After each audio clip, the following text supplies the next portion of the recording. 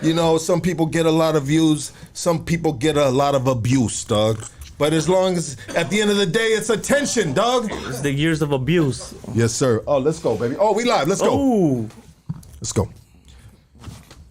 Hola, saludos amigos y camaradas de Hoodstocks. Los saluda Miguel y les invitamos a que nos sigan en el canal y en todas las plataformas y que la pasen bien chingón con nosotros. Gracias. All right, son. Thank you, brother. That was perfect, dog. Appreciate that, baby. Let's wait. Let everybody tap in. Let's play some music. Like. Subscribe, baby. Tap the fuck in. Tap the fuck in. Hoodstocks, baby. Monday motherfucking evening. Let's go. Countless battles, I walk with no shadow. Yeah. Desert in sandal, the ghost with the candle. King of all crowns, rip the rattle off serpents. Blood I versus, I am the worst. Follow your footsteps, you have no footprints. I am the surface, you worthless purpose. The moon, the stars, I'm connected to darkness. Heads of marksmen, I've hunted the farthest.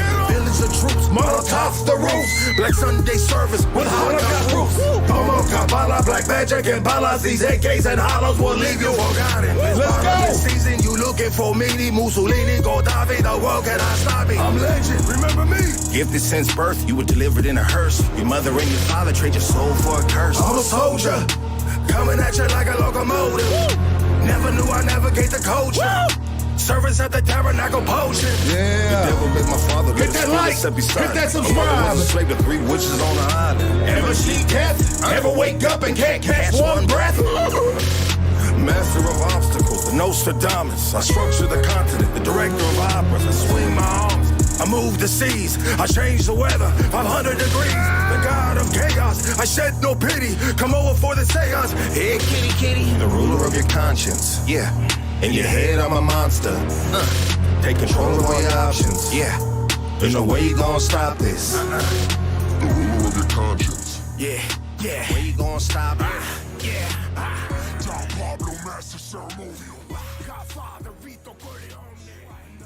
Today's a special day, baby. What it do? Let's get through these fucking let's get through these sponsors real quick, dog. Tired of overpaying for your herb? Hit up East LA Exotics. They specialize in bringing the finest urban cannabis products at unheard of low prices. Unheard of low prices. Check them out. They are located at, this is the location right here, 6009 East Olympic Boulevard, East Los Angeles. Or check them out on IG at eastla.exotics. And you can call them right now at 562-713-6484. Hoodstocks podcast is also brought to you by Origin Bakery Equipment. Origin is spelled O-R-I-G. Your one-stop shop for all your bakery and restaurant equipment needs, home-based to wholesale commercial bakeries, new and used. You can follow them on Instagram at Origin Bakery Equipment LLC, and you can pull up on them right here in South Monte at 10441 Rush Street, baby. You know what to do, dog. We're also sponsored by FB County USA. Yeah, you know what that is, man. It's the OG street fucking gear. Go to their website, promo code Hoodstocks. Get a discount, dog, and be careful where you go with them clothes on, dog.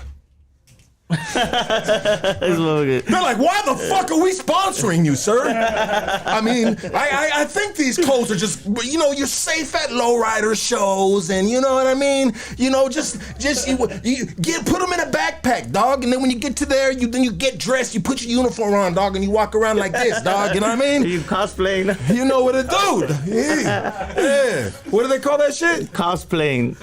Don't be cosplaying in the hood, dog. What is cosplaying, dog? Like when you fucking dress up like a character that you like or some shit. Shit, dog. I don't do that. If you ever see a bald-headed dude with a goatee dressed up as Wonder Woman running down the street, it's not me.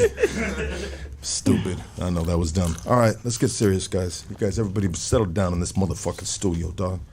All right, this evening's guest is one of my best friends. All right? Yeah. This evening's podcast hits a little bit of different. I mean, it hits home, right? Let me say this. I trust this man with my life. Real shit. I mean, how many people can you ask, like, how many, can you trust fucking life, right? You know what I mean? Some of us are looking at it, looking around and saying, damn, homie, I can't count on one motherfucker. You know what I mean? I'm very fortunate that I got several individuals in this studio right now. And I love these dudes. This is a brotherhood right here. This is one of the brothers. It's an honor. It's a pleasure. It's an absolute pleasure. Everybody, give it up for the great and powerful Canine. Yeah! Hell yeah! Thank you. Thank you, my boy. I'm really happy to be here, and I look at you the same way too, my boy. Shit, I trust you in my life. Shit, you are also a best friend of mine, dog. Cheers. Love you, baby boy. Real Love shit, you too, dog. my boy. Yeah. So we talked about doing this. Been a minute. I mean, we've entertained the topic a bunch of times. Yeah. And a while back you said, "Hey, dog, I'll do it." You know what I mean? And I'm like, when the time's right, we're gonna do it. Yeah. And when you're ready, we're gonna do it. Hell yeah. When you get ready. And I tell this to other dudes too that I feel like, I'm not sure if this dude's, you know what I mean? But I worried about, not worried, but like my boys, right? When is the right time to put the people in the background on, or do we ever do that? You know what I mean? Well, of course, with you, we knew we were gonna do it. It was just a matter of time of when we were gonna do it. Yeah, hell and we had the conversations, you know what I mean? Like, dog, I just want to make sure that we at a good level, bro, so people can really, when we have a X amount of subscribers. Right. We talked about that, right? Yeah, and they've been asking for it. I mean, and I think I'm ready, shit, dog. I mean, I think I'm more than ready, dog. Well, at this point, you have no choice, bro. Yeah. Because I think we're live right now. And I think there's damn near close to 400 people in the live chat already, shit. dog. And we only 6 minutes in this bitch. Yeah. Are you nervous? I am. Are you ready? I'm a little bit nervous, but yeah, I'm fucking ready. I'm more than ready, dog. Let's do this. Let's do this, baby. We're doing it. So I think I wanted to give a, you know how we do these podcasts, bro. Nothing's scripted, dog. Nothing's written out. And I wanted to give time to think about how we were going to go about what we're going to do with having you on the podcast, because, it's crazy to see you sitting across from me, dog. Right. Because usually you're the dude in the background, dog, holding up the motherfucking... fort. Holding up the fort, dog. Hell yeah. You know what I mean? When I'm right here being preoccupied and shit, I got eyes behind my back, and we got different parts moving always when we're live. Before, during, and after, there's a lot of moving parts, And these dudes are like, they got my back, dog. Like, we a machine, dog. Like, we know what we gotta do, and sometimes we don't get it done, but we figure it out, and it's just like it's a family, bro. Yeah. And so this dude is usually in the background. Now you're sitting across from me, bro. I mean, how do you feel about to be now the guy sitting in that seat, dog? I mean, it's a little bit nerve-wracking, but at the same time... Can you speak into the mic, sir? It's a little bit nerve-wracking, I was saying, but at the same time, dog, like, it's nothing, dog, I want to tell my story, and the people been asking, and why not? Here I am, dog. Well, yeah, you don't want to... Yeah, absolutely, brother. Here you are, baby. I mean, you've been here this whole fucking time, dog. Hell yeah. You've been here this whole time. To that. Matter of fact, so some people, before we get into your story, let's share our story, dog. Like, how... People probably want to know how we met, bro. Okay, let's do this. Do you remember how we met? Yeah, I remember. Okay, so the homie Youngster, right? I did time with Youngster. I know Youngster from way back. Though I was in fucking Lancaster in the 270, and anyways, he hits me up. He's talking about, hey man, my homeboy Lucky's in your hood, dog. He wants to know, if they're cool right there and shit. And I was like, what? Hell yeah, dog. Like what are they doing though? And he's like, connected me. Oh, he shot me your number and shit. So I fucking hit you up, right? Or did you hit me up? No, you hit me up. I hit you up. Yeah, you hit me up, and I'm just like, hey, my boy, I'm in your hood, dog, and this is what I'm doing in your hood, and I'd like to get one of the homies from KAM on the squad. You know what I mean? Yeah. While I'm in your hood and further on, right? Yeah. You know what I mean? Hell yeah. And I asked you. I said, hey, my G, like, you know what I mean? You were just like, you were like, you were cool as a cucumber, dog. You know what I mean? Hell yeah, 'cause you what were you were just like, yeah, my G, you good right there. Where you at, homie? Oh, you on Wabash and Evergreen? Yeah, my boy, bop, bop, bop, whoop, whoop, whoop. You know, and he goes, nah, my G, you good, dog? And I was like, hell yeah, good looking out. Do you know of anybody that from your hood that can, you know, have time to? And he's like, yeah, I know. Like me, shit, I'll go. yeah.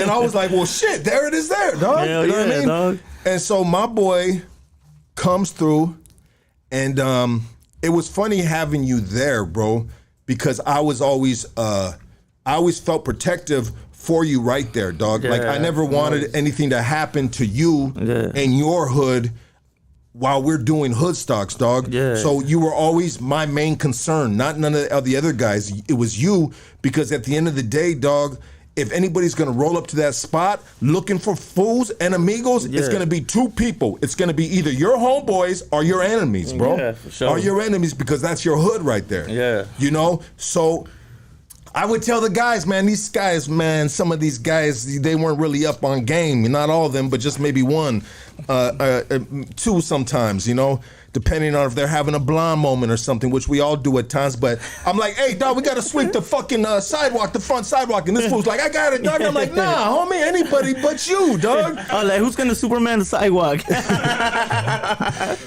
Yeah, and these fools were like, what do you mean? And Casey was like, what do you mean, dog? What's wrong? We're like, you know what I mean? Like, why can't he sweep the sidewalk? I said, because this is his neighborhood, fool, you know what I mean? And I don't want nothing to happen to him, and we don't want to attract a certain attention to the studio, dog. Get your little milkman outfit out there and sweep the front of the shit. Or, you know what I mean? Or the big dog pressing, you know what I mean?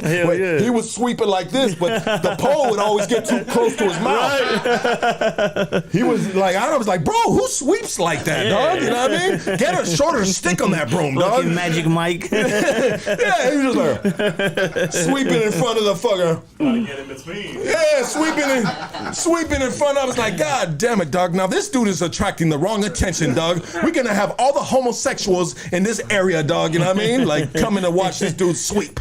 He's gonna attract the wrong gangsters. Oh shit! He gonna attract the wrong gangsters. No. He gonna attract the GBGs, homie. Hi. Nah, Lucky, but you know what, dog? As soon as I seen what you guys were doing, and I seen like, goddamn, like, you know, because I was watching you guys already for a minute, dog. You know, I was watching a few YouTube channels and shit, and hood stocks fucking It was always like, oh, that's the one I like, dog. Like, this is the shit that I'm gonna be watching. And when you invited me, I was like, hell yeah, shit, I'm gonna come through, dog. And I just seen what you was doing, you know, interviewing all these people, and you were like, for the community, it was something positive. And I said, you know what? I gotta do something like this, because my whole life I've been doing all kinds of fucking wrong, like doing not wrong, but you know, it will be cool to do something different opposed to just being in the hood, not really doing much. I'm not gonna say much, but you know how it is when you're in the hood, dog. You know, like, you know, so. I mean, I 100% understand what you're saying, dog. Like, how many times does a podcast all of a sudden pop up in your neighborhood, bro? And it's kind of cool, you know what I mean? Like, it's a bunch of solid dudes, they ain't from your hood, dog, but now they gonna be in your hood shooting this shit, like, homie, like, that shit don't knock at anyone's door all the bro. You know what I mean? Hell no, it doesn't. Dog. I Yeah. feel like that shit, like, low-key, I feel like it was like, man, you know, some people say it was fucking meant to be or something. We ran into each other for a reason. But 100%. I honestly think we did. Like, it happened for a reason, bro. Yeah. I think I met you for a reason, you know, even though the homie, shout out to the homie Youngster, bro. You know, Youngster from Highland Park. He's the one that connected me with you and shit. Yeah. You know, that's how I feel, dog. And I'm really glad to be a part of this. And we're going to ride it out till the wheels fall off, until the casket drops. That's how I look at life, bro. Hell yeah. You know what I mean? Like, you either got both feet in, and I mean, some people get both feet in, but their heart is somehow still on the other side of the fence. Yeah. I don't know how they did that. You know what I mean? Homie, you were standing over here, but you got a little bloop, bloop, bloop, bloop on this side of the fence. You know what I mean? But you are 100% heart, my boy. One thing about K9 is the most humble dude, the most chill dude. you can ever be around. Like, this dude he ain't one of those fools that are trying to act hard and all that shit. Never. Like, the boy is fucking, like, he's cool as a fan on a hot summer day, dog. Like, this boy right here is, man, dog, I love his vibe, dog. I love K9's vibe. You know why? Because he's kind of like, and so is Preston, too. You guys are like opposites of me. Like, you guys are a little more reserved sometimes, like, you know what I mean? Anyways, we got back to with K9, and this fool's a clown. This fool be clowning on the he be having some funny ass jokes, dog. We gotta have fun, dog. We have to. I mean, what is it like without that, dog? You know, I'm the type of fool, like, if you was my Sally, for instance, I'm gonna wake up talking shit, like, what's up, ugly motherfucker? Like, you know, so I just gotta bring that part to the program right here, dog. I just see it like we gotta have fun, dog, and that's how I see it. Like, when fucking we talk shit to each other, it's out of love. You know, and everybody that comes here and meets you, bro, they fucking love you, dog. All the guests, bro. And this fool's like, K9's always like, hey, dog, you need anything? I got you, dog. Get my number, fool. You know what I mean? He's like, anything. And they look at me and I'm like, I don't know what anything means. No, this fucking. But the boy is yeah. Salute to you again, bro. But the boy is like, you gotta have a crew like that, dog. You know what I mean? You gotta have a crew, bro. The guests aren't gonna come here and they're gonna be like, damn, that was a bunch of fucking dicks in that room. Yeah, that's you know what I mean? Like, these dudes all too hard for the yard. All these dudes, just because they think they got these tattoos, you come in, dog, we like, hey, homie, what you want, dog? We got iced tea, we got wine, we got water. Yeah, we got water. It's not cold, but you know, we can cool it for you. Like, bro, we just like, we invite people into our house, dog, like, homie, like, not the water you dip. not the water you dip, baby. Yeah, we can't have that right here, because we'll be all stuck on this island, this Hoodstocks island, and we'll just be all thrilled the fuck back, dog. Like, hey, dog, I'm gonna fall off the island.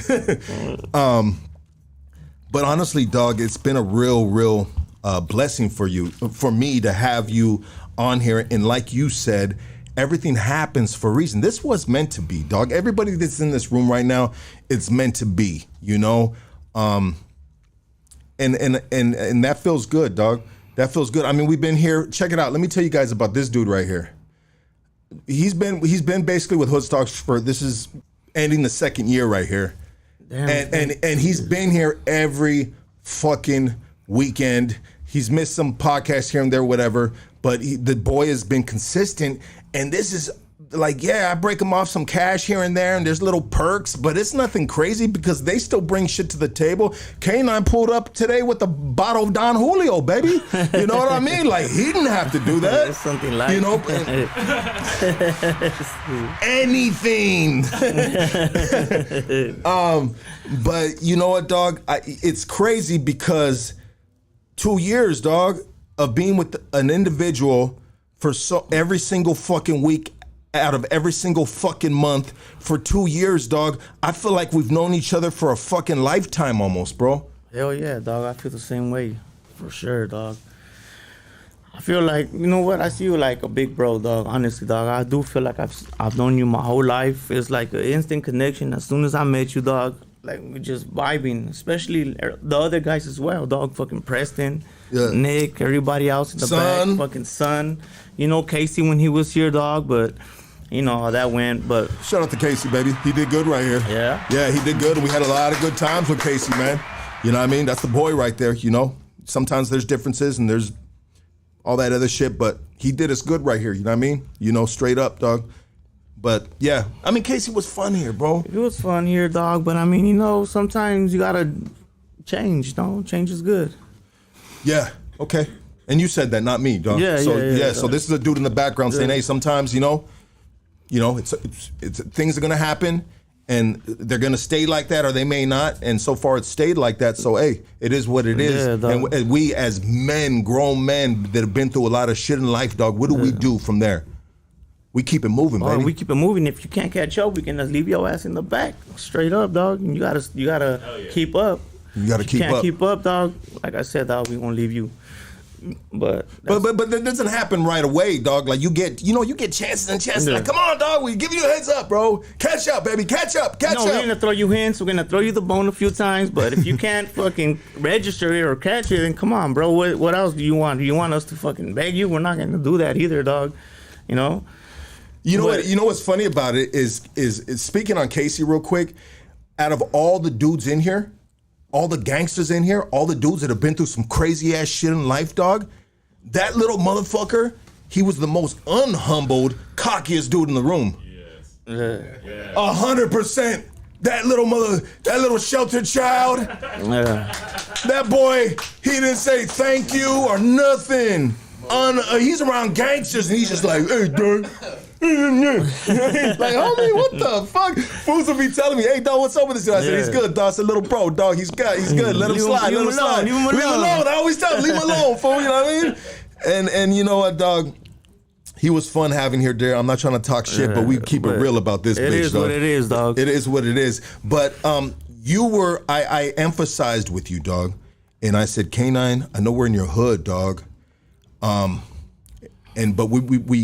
we doing something positive right here, bro. Like it's gotta be positive, bro. Yeah. And you know what?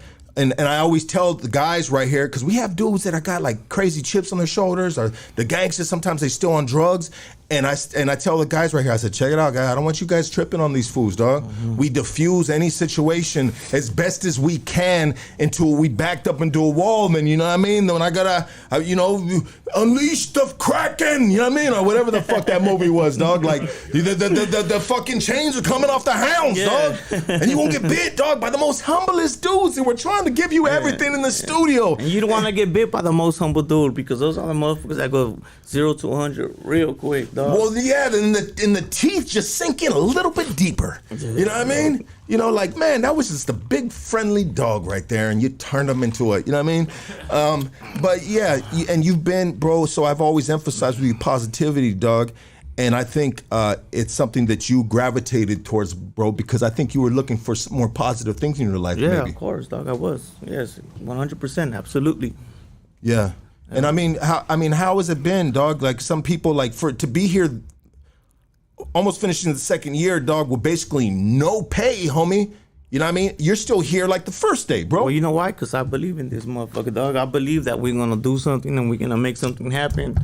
I believe we're gonna take off. I feel like we're in the beginning of something that's big, something that's gonna just like do what it do, dog. Like I feel like, as long as we keep on pushing and we keep on working hard like we have been, we're gonna blow up, dog, and we're gonna fucking elevate to where we need to be.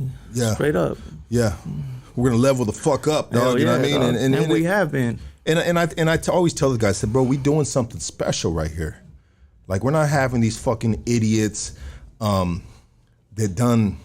did whatever they did to the career. Like we having solid dudes right here. I mean, this podcast and doing this has been like uncharted waters, bro. You know what I mean? And you know, I think it's the first to do it live and not be doing like, okay, like we're gonna do a fucking what do you call it when they put them on the other screen? They're not in live with them. The Skype. We're gonna do a Skype interview. Like, nah, dog. We bringing these motherfuckers in, dog, and who knows what shape they're in, whatever, dog. We want that raw shit, homie. It's as real as it gets, dog. Yeah. And that's the only way to do it, dog. That's the only way to get the real street shit, the real interviews, dog. And that's what I'm trying to give y'all guys. I'm trying to give you guys my raw self, my real self, you know. And I mean, sorry if you don't like it, but you know, so what? They're gonna love it, bro. They're gonna love it, dog. They're gonna love it, dog. They're gonna love it. This is something as you know what, bro. You. It's like you've been, bro. When you've been marinating on this for a long time. Yeah. You've been the dude sitting in the background for 2 years watching everybody get interviewed, and when you know damn well you sitting on a story and you've been through some things yourself, dog. I mean, how does that feel, bro? How does that feel? Like, I mean, it feels. I mean, like I said, like were you like, hey, dog, what's up, dog? Like, I need to go. Nah, fuck no, I wasn't like that because that's not the way I am, dog. And I know you know. that I'm not like that. So I was like, oh, this motherfucker, he's gonna call me. He knows when I'm ready. And like you said, dog, like when I feel you're ready, dog, I'm gonna call you, dog. And right now, you're not that ready, even though maybe I was, but. You know? Even though I felt the opposite, motherfucker. Not to You know put what you I on mean? blast. Yeah, put it on blast, baby. Hey, put your mic up, doggy. Go like this, dog. Shit, I my know you're bad. not used to put it like that and go like that. This one right here, big boy. Right there. Okay. Lift it up. Now tighten it the other way. Right there. Yeah. Oh, shit. Oh, it's the other way. My bad, bro. I'm sorry. I'm sitting on the other side of you, doggy. My bad, bro. You're okay, you're good. Yeah, there you go, dog. And so, you know what it was with me, dog? With you is kind of like this may sound a little gay, okay? But it's protecting my people, dog. I want to hear it. And they're talk to me. How you feeling right now, Lucky? You got a chubby in your pants? No, dog, that's my lighter. No, but I just feel like with the crew, with the guys, protecting them. And putting if they want to share a story, then yeah, absolutely, let's get you on. But let's make sure when we get you on that you are 100% ready in your life to be put on. And our natural instinct is like, homie, I'm always ready, dog. Let's go right now, Hell dog. yeah, let's Right do now, this. like as a gangster, as a dude that was raised in the streets, you know what I mean? A seasoned dude, right? You know what I mean? That's been through some shit. Like, homie, this ain't, you know. But at the end of the day, I just want to make sure. I feel like the guys that I have right here in the podcast, I feel like I'm in tune with them because we talk about our private life. We talk about a lot of different things. We give each other advice. You know what I mean? We want to make sure what we do here, positive shit trickles to our outside life. Like, we can't be right here, dog, trying to be all promoting this and that, you know, positivity and that. But then on the streets, we fucking doing chaos. And that's one thing that I really emphasize to the guys. Like, dog, like, we need to make sure who we are here matches who we are when the camera is off. Hell yeah. Correct? Hell yeah, absolutely. Because this is the streets right here, dog. This is the streets, dog. And the streets don't play, bro. They're good. Like, people like be like, homie, you over here doing this shit, dog, but you over here talking this shit, dog. Then you ain't being about what you really about, dog. You know what I mean? Yeah. So then we a bunch of fucking fakes right here, dog. Absolutely. We're a bunch of and who likes fakes? Nobody. And who sees through fakes? The fucking streets. You motherfuckers, right? Hell yeah. Can you imagine a bunch of fakes on this shit, dog? You're trying to act all whoop-de-whoop-whoop, dog, but it ain't about all that, dog. You know what I mean? Putting a rated R in a G movie, you know? Yeah. Excuse me for that little outburst, but I really like want to always stay true to who we are all the way around, dog. Yes. All the way around, dog. We got to stay true to who we are. Just not when the camera's on. Oh, hey, welcome to blah, blah, blah, blah, whoa, whoa, whoa, whoa. You know what I mean? Like, nah, get the fuck out of here, dog. Hell yeah. Like, who I am right here, dog, is who I'm going to be on that sidewalk right there, dog. You feel me, bro? And that's who this dude is, dog. That's who this guy is. Thank you. Yeah. That's who this guy is. He's a chill dude. He's a mellow dude. I'm just trying to be myself. That's it, dog. And if you know, that's it. I'm just trying to be myself, dog. 100%. And yourself is gold, baby. Thank you. Man. You- I you- appreciate you're that. Look, gold. it means a lot to me for coming from you. It means a lot, honestly. I'm glad that you can still say that after being with me every single week after 2 yeah, years. dog, So that means that I've been consistent. Yeah, you've been consistent. Even your ass gets on my nerves sometimes, dog. Yeah. You know, but nah, dog, I fucking love Absolutely, you, dog. bro. And Absolutely. it's for a good reason, though. We do dog. that to each other, we do, bro. because Yes. teamwork make the dream work, dog. And if you're not like that, who is gonna be like that, dog? And that's why I say we are gonna go somewhere. We're gonna get somewhere, and then where that place is going, we're gonna look back and we're gonna be like, God damn, dog. Remember that time? Remember this time? Like, come on, dog. We're getting there. We're gonna go there, dog. And all these Hoodstock Goonies, they know it, dog. You feel I me? know. We love you guys. Hell Like, yeah, we subscribe, love you baby. guys, dog. We love the Goonies right here, baby. They call you Sergeant Goon or something. I heard a couple comments, bro. They always say, because you the mysterious dude in the background. But now we got the mysterious guy that's been in the background, going and getting guests, fucking holding the door down, dog. You know what I mean? Fucking bodyguard / security / homie, you need a drink, dog? You know what I mean? Or I'm good, dog. I'm good right here.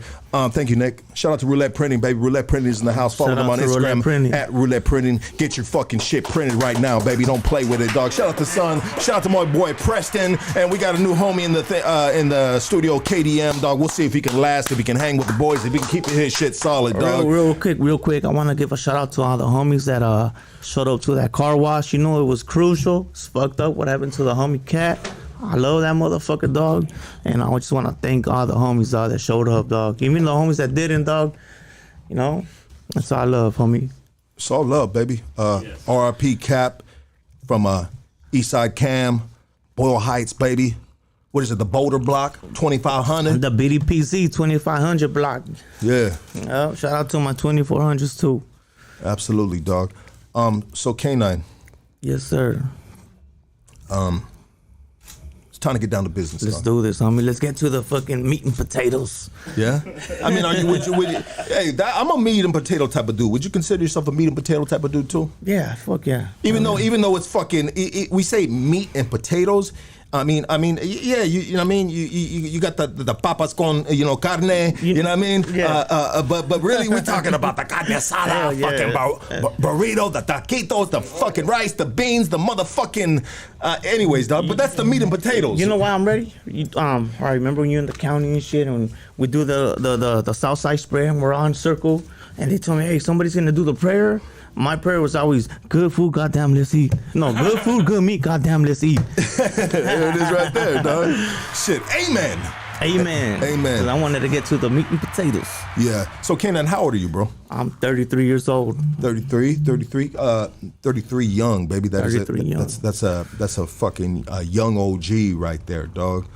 And if you lived, from what I know, bro, you've lived a very just like an abnormal life, dog. Not the regular having mom and dad. For sure, not the regular life. Can we take it back to maybe to birth? Yeah, for sure. Okay. To birth, I was born in East LA Doctors Hospital. Shout out to that East LA. I was raised by my grandmother, dog. Fucking my dad and my mom were too young. They were too young. They couldn't I guess they couldn't really raise me, or I don't know what the fuck was the deal, but you know how young people are. They're on drugs. They do with they're living life, dog. So they couldn't really fucking raise me properly. I'm not gonna say that my mom abandoned me, because I mean she didn't, but I mean they did find me in the motherfucking alley. Who found you in the alley? All right, so the story goes like this: that I'm not gonna say who, but one of my parents left me in the alley, right where I live, because I live in the fucking on Boulder and Monte, and in the alley there's a tea alley, right? And they left me in the alley, boom, right when my uncles were, because my house was always a party house. There used to be like nothing but stoners kicking it there, throwing gigs every day. They were fucking the Boyle Heights Stoners. They used to be like a football team back in the days playing football. And yeah, so I guess What kind of music? What kind of gigs, bro? fucking rocker music, stoners, fool, long hair, don't care type motherfuckers. East LA fools? East LA fools, dog, from back in the 80s, 70s type shit. Those are the type of motherfuckers I grew up around all my whole life, dog. That shit was crazy, dog. Just growing up with fools like that was a fucking trip, dog. Like just kicking it with East LA fools, dog. But yeah, fool fucking I guess one of my uncles fucking found me. They were like, hey, what the fuck? This is fucking, with the Woo's kid. And they fucking took me to my grandma. She was like, what the fuck? Like, how old were you? Oh, I was probably like months old, bro. Months old, bro? Yeah. They dog. left you as a fucking infant, bro, in the alley? Yeah, dog. Oh, God damn. Were you at least in a basket? I hope so, shit. Were you at least in a basket with a blue blanket, like fucking an angel, like a star dropped you like right a star, there? yeah, fucking. They tell me that story all the time, dog. I was like, for reals, but I guess, yeah, it was fucking true. I'm not trying to, it's no fucking sympathy. That's my story and shit. You had a little poncho on, dog. You were right there holding the fence up, dog. I mean, barely can hold your head up. That shit was crazy, dog. So they took me in, and my grandma started having to go to court and shit. So I guess she fucking took guardianship over me and shit. But damn, dog, that was, I guess, one of the biggest, I don't say it was one of the biggest mistakes, because I was a blessing to her as well. But goddamn, dog, I was a fucking badass fucking kid, dog. My name's Elijah, but I was like a fucking Aiden. It was crazy, dog. Like, I swear, dog. Why were you so bad, bro? I don't know, dog. And what would you do to consider yourself bad, bro? Okay, so I'll do all kinds of shit, dog. Like, I guess like the first thing my grandma told me that she realized when I was a little baby, I was like fucking maybe 3 years old, dog. She took me to the laundromat, and I seen a pretty ass girl. I guess she said she was really pretty. I went up to her and I fucking just grabbed her and kissed her. She fucking smacked the shit out of me. I was like, and she was like, She was like, this motherfucker's gonna be a headache. He had a little boner in his little underoos. Talking about boners, she said, yeah, you know, that fucking always had a boner and shit. Shit, dog. You were that kid that baby's always got a hard dick. What the fuck?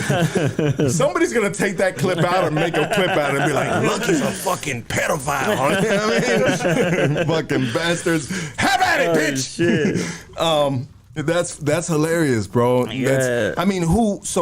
What was going on with mom and dad when grandma is going to court and she's getting custody of you? So I guess mom was probably with another dude, wasn't just like not right, and dad was I don't know what's up with that. I mean, because it was dad's mom that took over, you feel me? So dad was fucking probably trying to work or something, you know what I mean? He was always a truck driver, so I gave it to him. I can't really say like, oh, he was a drug addict, because he wasn't, you know, but it was really like, I don't know, I just think they were too young, dog. They were too young and they were not responsible, so they fucking they lost me and my older sister, you feel me? And my grandma was trying to take my older sister as well. Shout out to my sister Sky, you know, I love you if you're watching. You know, my bad, I'm just telling my story. And so yeah, my fucking grandma took guardianship, dog, you know, and I know she did it with the right intentions, you know, even though she couldn't like really control me, because I was a fucking badass kid, dog. I was fucking too hyper. I couldn't stay in my seat. I'll be climbing shit.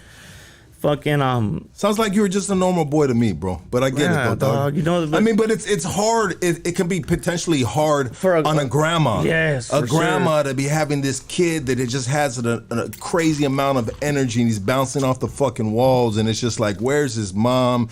Where's his dad at, you know? Yeah, dog. And so, I mean, let's talk about your grandma. What kind of a lady is your grandma? My grandma's a fucking humble, always happy lady, dog. She's from Zacatecas, Saltenango, Pueblo de Sanchez Roman.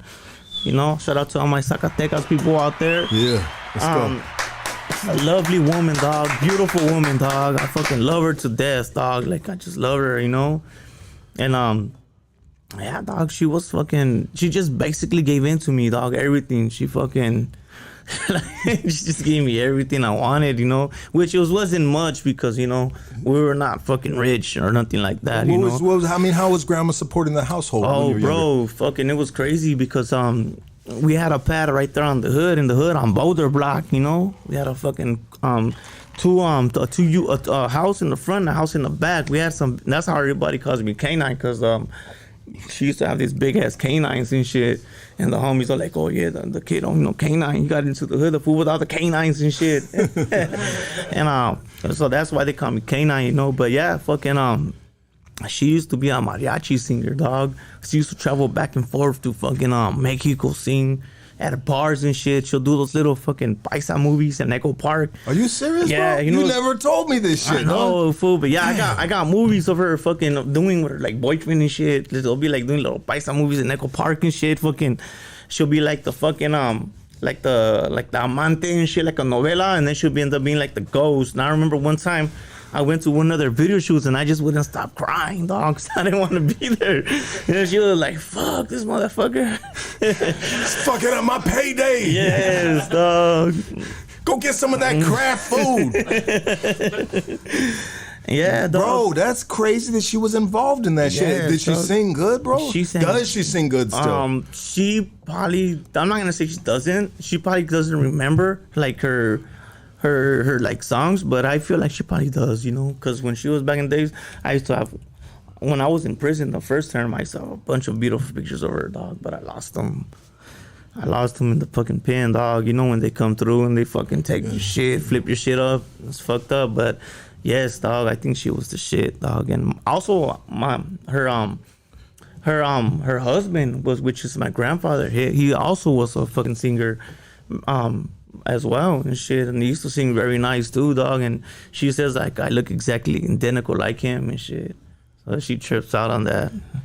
You know what, bro? Maybe you have a hidden talent, bro.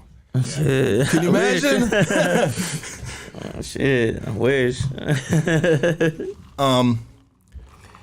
What did grandma teach you, bro? How does a grandmother teach I think a young boy to be a man? I think she taught me by learning on my own, you know, just letting me go out there and just fucking learning shit on my own. When I come back crying, she'll tell me, well, that's part of being a boy, you know? She for sure taught me how to be humble. She taught me my mannerism, how to speak properly in Spanish. And that was my first language, actually, Spanish, you know? I remember going to fucking school and not knowing really English well because I was fucking talking Spanish and it was so embarrassing. Like thinking about it, she'll send me like my little fucking like those little fucking shoes that you can shine up and shit, with little ass shorts with the vest. I fucking like she used to do too much, but I mean I feel her. But in her mind, it was cute. Yes. But it was in another. It was cute, maybe in a different Era. An era, yeah, for exactly. sure, Because you have a dog. grandmother dressing of what she thinks is cute, but it's like, grandma, look around. You know what I mean? Like, Yeah. ain't nobody dressing like this. Yeah. Like, why you doing me like this? Like, And I for sure that was one of them kids that I never had all the nice shit. Like growing up, I used to have all the fucking like those shoes that you gotta shine up, but I never shine them up. I had them always like the same shorts. And a shout out to my neighbors too, dog, because like sometimes my neighbors will look out on Christmases and fucking they know my grandma was my own. They'll fucking shoot me fucking like a cool little fucking pair of clothes and shit. And I used to always stay rocking that shit. But yeah, like once I started like going to middle school is when I started like, fuck, dog, like I don't want to dress like this, you know, because I had my homie Funny, rest in peace, that I got so much love for.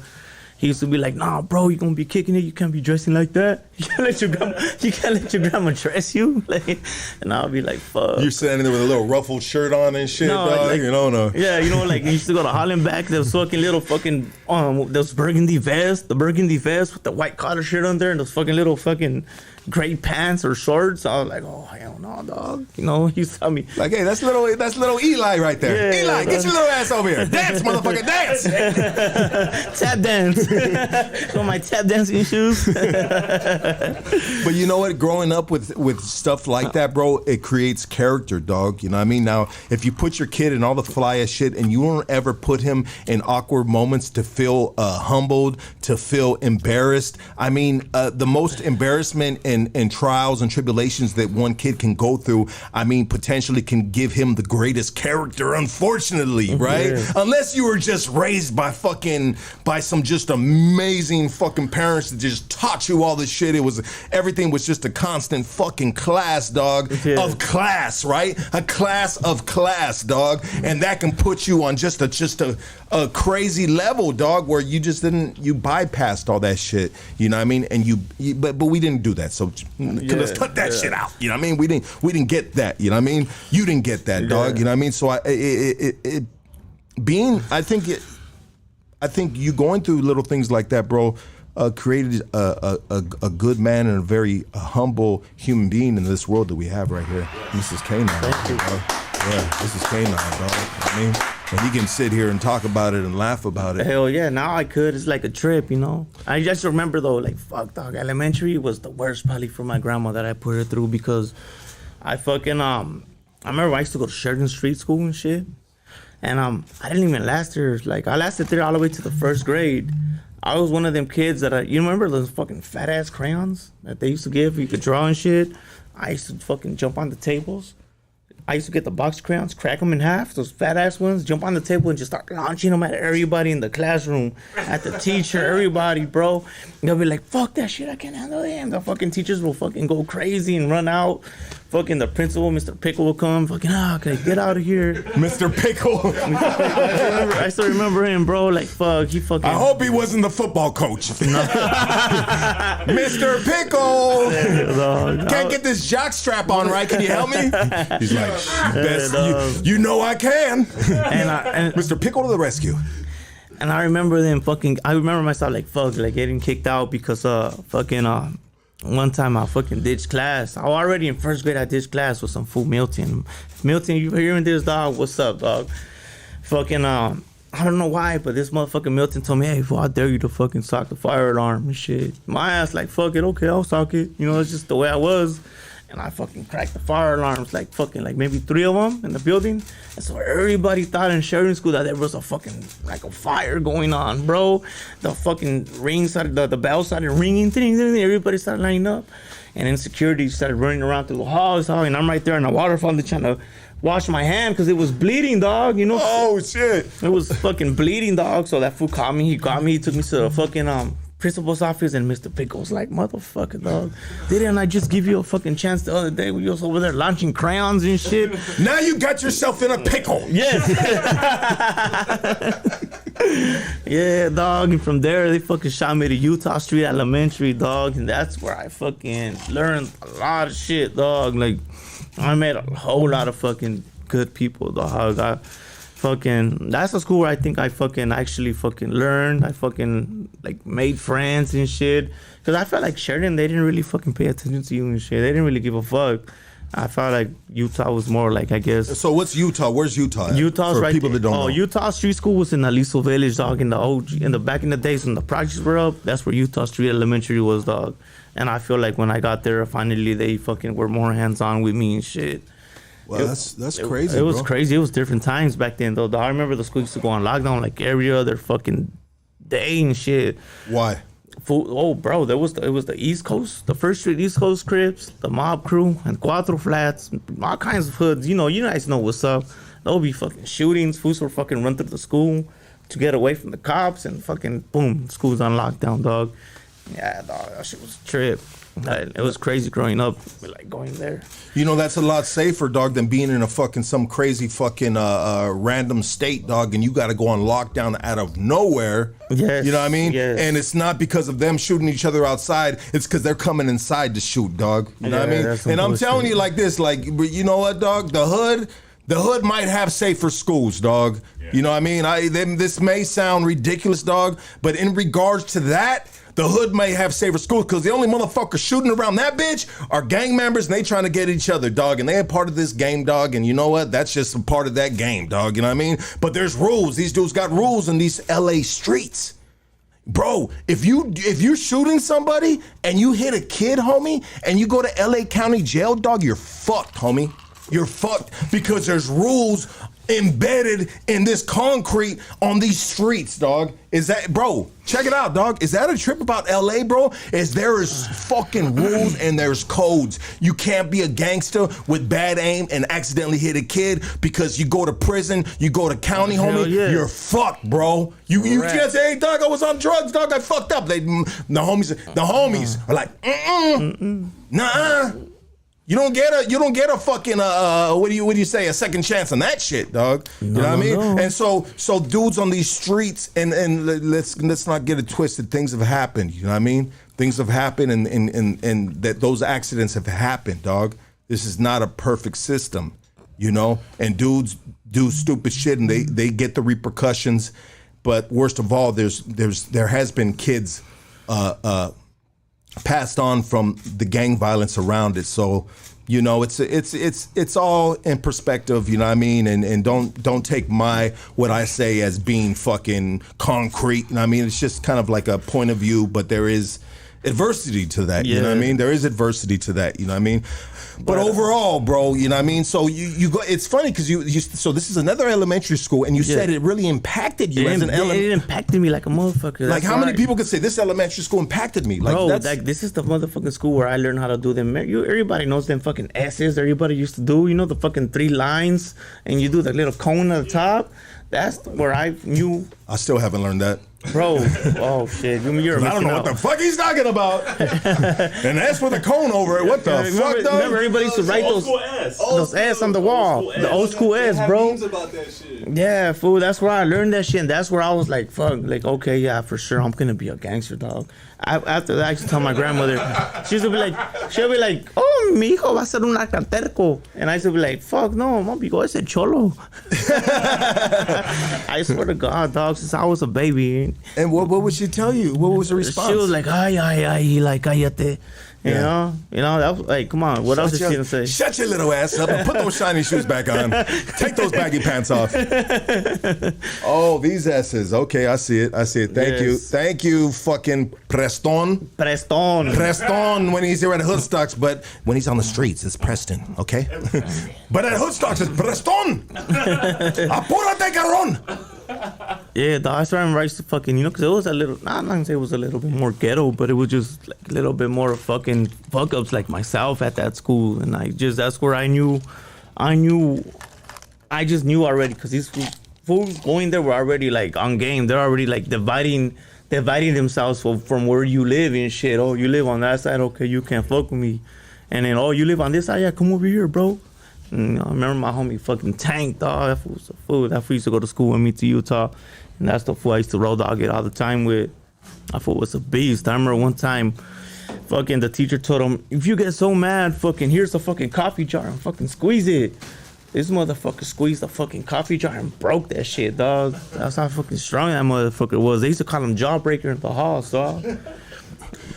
Why did they call him Jawbreaker in the halls, bro? Wow, that fool used to break jaws, dog. Okay. Thank you for clarifying that. Because Preston was fucking falling out of seat right now, dog, when he heard that, bro. And I said, all right, I'll ask it, Preston. I got you, dog. I mean, I know why they call him that, but Preston's dirty mind, bro, that makes dirty ass motherfucker. that makes guests uncomfortable sometimes. He's like, all right, I'm gonna take the pictures. All right, you ready? Take your pants off. And it's a bunch of dudes, and then dudes like. And I'm like, bro. One time. Okay, it only happened one time. Yeah.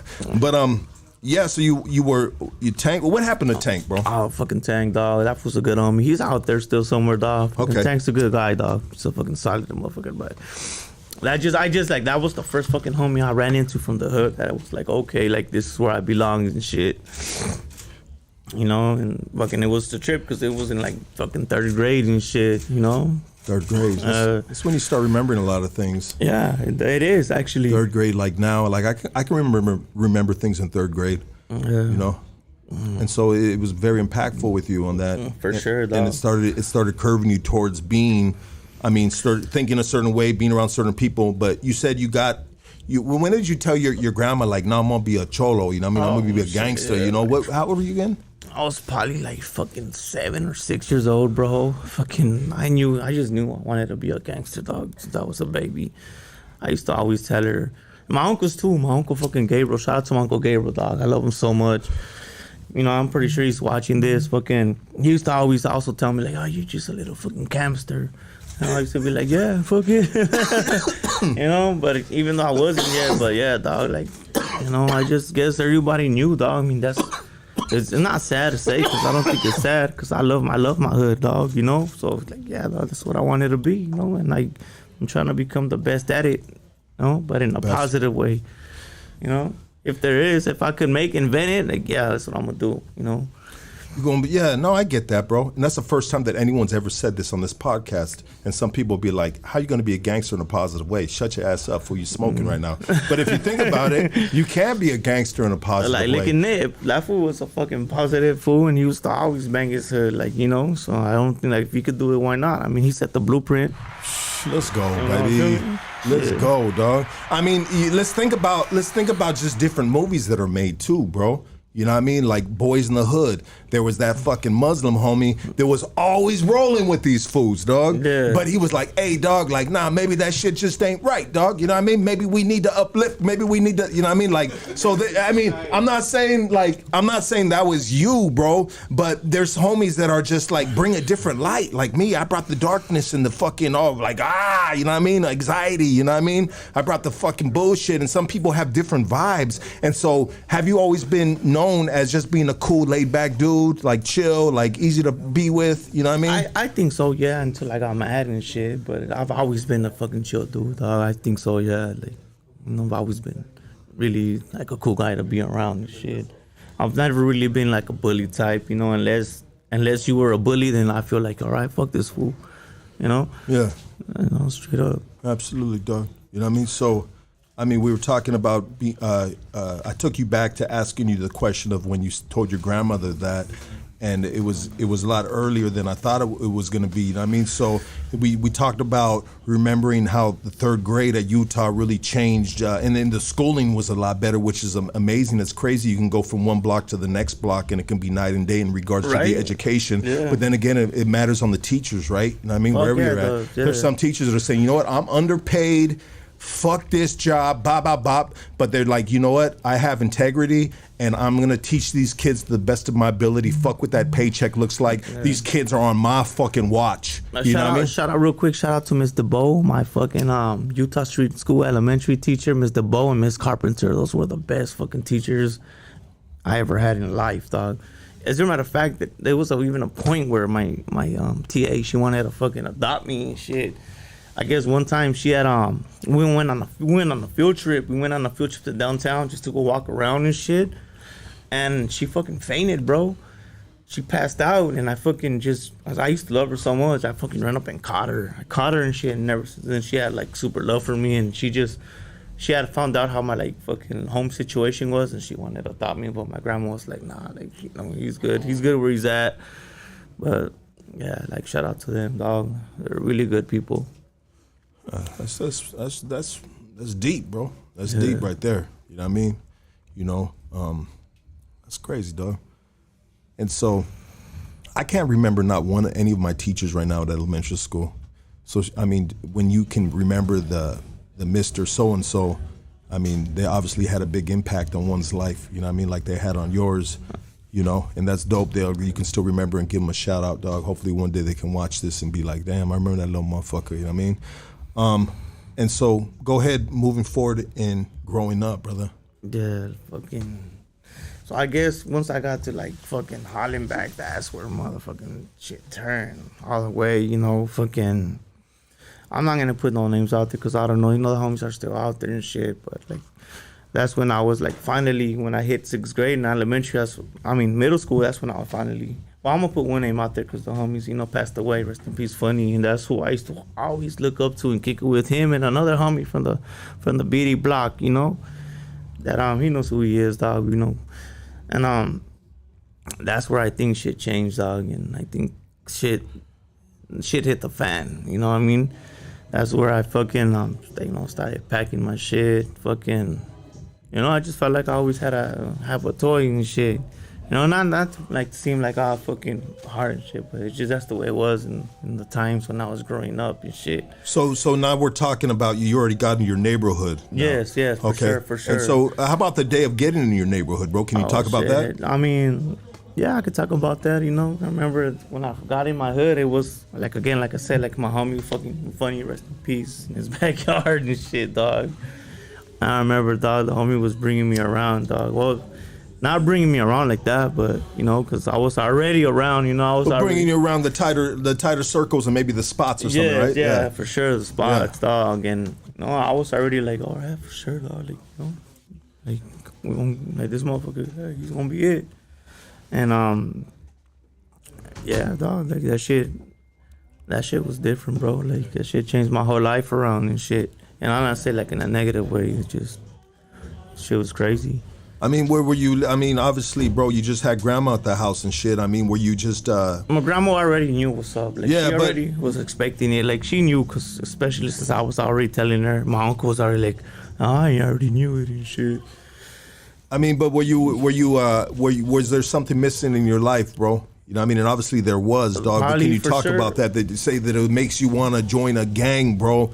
And I mean, but you want to belong to something. You want to be a part of something outside of your house, bro. Because sometimes... To be honest, I just wanted like a cool little fucking family figure, father figure, or like an older brother. Always, for sure, dog. I'm not lying, you know. Like, who doesn't want that, dog? And I had that with my homies growing up. I always had that. Cause I'm not like I feel like I grew up with the best people I could ever grow up with, even though, like, you know, like sometimes it was like not all good and shit, you know what I mean? But I feel like, dog, like, you know, it was cool. So you wouldn't change nothing to this day? I would not change shit at all. Okay. So you get into your hood, bro, and you're talking about now that you know what I mean, you aware of your surroundings. It's a rough terrain, bro. There's a lot of shit going on around you, and the elite cats on the streets are not lacking on the streets. Like, it's gonna be like, you can get caught slipping with the strap, which I've been caught slipping with the strap a bunch of times, 100 times, you know what I mean? And so you can always be caught slipping, but especially in the hood, dog, for sure, because that shit was a fucking war zone. I mean, straight up, dog, you know? And I ain't trying to say much, but I mean, growing up there, I feel like I was lucky to grow up there because a lot of fools don't get to grow up like that, dog. And I feel like that shit gave me an advantage to a lot of other motherfuckers that were from other hoods and shit. Were you ever in foster care or anything like that? Yeah, actually I was. Yeah, because I think I remember you telling me about that. So now that's what I bring it up, because you kind of. So all right, so I kind of went ahead of myself. But like the first time I got cracked for a little fucking Deuce 5, little revolver, you know. And I ended up going to the house, and the fucked up part, one of my own family members fucking snitched on me about it. I was in my front house fucking just shooting it, like just popping it, you know, like fucking trying to shoot cans in the alley and shit.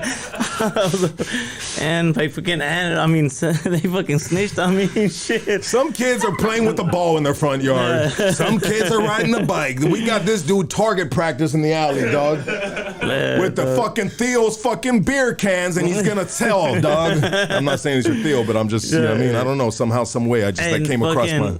I remember that day, fucking the cops came, dog, and I fucking went to go stash that shit in my grandma's fucking Windstar. She had a Windstar, a Ford Windstar. An ugly ass minivan, a green fucking booger mobile. And I fucking stashed it in the fucking bumper, and those motherfuckers came, and fucking, I guess somebody in the household snitched on me. And they fucking told them where it was at. So they fucking took me into the halls and shit. And that's when I was fucking experienced the halls for my first time. I was like probably fucking 13, going on 14. And that shit was a trip, dog, you know, because I remember my first unit was TV right in front of the pool. You fools remember. Yeah. And fucking, it was a trip, dog, you know, especially already being from the hood as a young bug and shit. But I mean, I remember my homies always talking about that shit. Like, so, you know, like they prepared me for the house. I was ready for it. You know, and I didn't say I was the baddest motherfucker, because I wasn't, because I was a little skinny ass motherfucker and earthworm gym looking motherfucker. But, you know, I was ready in a way, you know. And yeah, dogs. But there came a time where I was going to court, right? And my grandma was going to court, and she was all like 3 months past. So they're like, all right, you're ready to go home. And, you know, I love my grandma no matter what, dog. But they're all like, hey, you know, do you want him? And she was like, no, like, I can't keep him no more. Like, he's too much. So they had to send me to fucking foster care and shit. Well, I guess you could say foster care, like the fucking placement system. Because I could have went home with her, but instead I went home with a different family. Well, not a different family. Before that family, I went home to a placement and shit. It was like a warehouse, and it was not all that. It sucked, but I mean, well, let's talk about that real quick before we move forward in this, dog, 'cause I feel like this is important, dog, to be a 13-year-old kid, dog, and you've served your time. You're gonna get released. The courts ask your grandmother, and she's just like, this dude is too much for me. He's, you know, I can't handle it at this point because you're in trouble now with the law, right? You know what I mean? And that's, you know, that makes sense. You know what I mean? Like, we can't, you know, sometimes it can be, we can put too much on our parents and grandparents especially, you know what I mean? In a situation like that, you know? And so you get sent to a placement, which you said is basically like a warehouse of kids? It was a fucking true warehouse of fucking kids. It was a trip, bro. It felt like weird, but just being there in the warehouse full of just, and it's fucked up to say, dog, like it was like nothing but like Mexican American kids and African American kids, just like deep, bro, and just everybody's just like fucking banging on each other, fools acting like just acting a fool, dog, you know, and it's just knowing that you don't belong there, like knowing at the same time, knowing that, damn, like, you know, you could have went home, but your fucking own people didn't want you to come home, and you gotta go to this fucking place where, like, you don't want to be there, dog, you know, it sucked, like, especially being that age and shit, you know, but I try to be tough about it, to be honest, you know, I try to be like, oh, fuck them, then if they didn't want me, then fuck them. You know, so fucking I've tried it out for a little bit, and I don't say like, you know what, I'm a fucking AWOL. As soon as I get to that house, whoever fucking adopts me, I'm gonna get to the house, I'm a AWOL. That's what I said. And I got to the house. Shout out to Mr. C, and I ended up loving it there, bro. It was actually like a real fucking family. Like, it was everything I ever wanted, but it was not what I had. You know, it was just like, it was cool. It was Mr. C, his wife, and his 2 kids, and they fucking. It was shout out to Musada Homes placement. That's where I went, and then they shot me to Mr. C's house, and it was nice. It was lovely. Breakfast, lunch, dinner, fucking take you to school. You get activities. It was cool, bro. You know, but it's just. Why do these parents? Why does Mr. C do that? I mean, is it a permanent thing? Is he looking for? Can he not have babies no more? I mean, he obviously gets paid from the government to do it. I think he just, because he gets paid good, but you know what? He wasn't a fucking dick. Like, he wasn't one of them fools that just does it for the money. He was actually trying to change lives, I guess, because I think he had a kid that died through gang war in the 80s or some shit, so he was trying to fucking help kids, you know, through that shit, and I remember he was in the 40s, in the hood, the 40s and shit. Shout out to the 40s, too. And, yeah, dog, I remember I had a bunch of friends from there too, dog. It was a trip. It was crazy. You had a bunch of friends from the 40s right there? What was 40s? That's it was a black gang. It's a black gang. Yeah. Okay. And that's crazy. So, I mean, so was Mr. C, was he white? Was he Hispanic? Oh, no, he was a black man, bro. He was a black man. Yeah, he was a black man, bro. I remember one time, bro, it's a crazy story, bro. So the family you fell in love with was a black family? Yeah. Go ahead, bro. Yeah, it was crazy. I remember one time, you know, as soon as I got to Mr. C's house, probably fucking 4 Mexicans and probably it sounds so fucked up, bro. Yeah, it sounds fucked up. I got 4 Mexicans and 1 half breed. His name's Lucky. Fuck him. He don't shut the fuck up. Yeah, that shit was crazy. And I mean, that's got to be different, bro. Being raised old school. Mexicana fucking woman, grandma, bro, to going to now a black family in a black neighborhood, bro. I mean, how were you being raised, bro? Were you ever raised to be racist? Fuck no, I was never raised to be racist, because my grandma was fucking no racist bone in her body. But I probably didn't even know about racism until I got there. Until you got there? Yeah, to be honest. To Mr. C's house? Yeah. Why is that? Because he was for sure trying to make sure that he taught us about that. Oh. For sure. Mr. C, baby. I mean, you know, I got family from my girl's side that's married into a black family. And I'm going to tell you this right now. When I go to that black family's events with all their fucking family, my God, dog. It's a fucking love fest. It's like you fucking part of the family. Bro, like, we can get you, blah, blah, blah, whoop, whoop, you know what I mean? Fools talking shit, fools betting, this, that, we're watching a fight or some shit, you know? Bro, I mean, there are some, and it's on all families, but just this particular family, man, the power of their unity and their strength, and it is just fucking like, it's overwhelming when I go there. I'm just like, God damn it, dog. And I tell Hashmat and I tell her husband who's black, shout out to the homie and shit. Like, I'm just like, damn, that family, you get your family's the shit. You know what I mean? Like, God damn it, you know? And so I'm sorry about that, dog. You know what I mean? But it made me think about that. So Mr. C's teaching you about racism. Yeah, about racism. Like, he's teaching me about Martin Luther King, fucking Malcolm X, the fucking Rosa Parks, the time when, you know, like fucking when they're fighting for their rights, civil rights.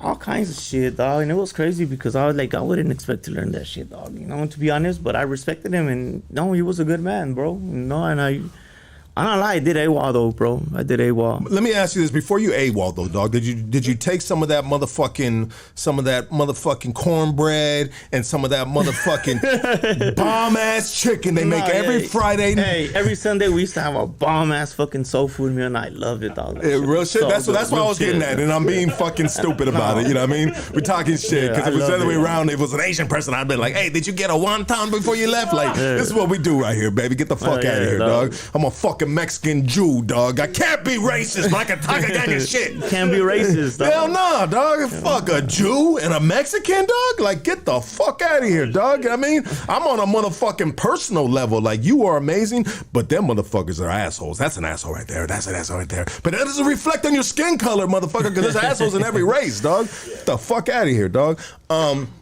But then we go to the prison system. We got to do this and that and all this shit, dog. And it's like, I'm just going along with the game, baby. I mean, got to keep my head above the water. I didn't make this shit, you know what I mean? But I got to follow the order, you know what I mean?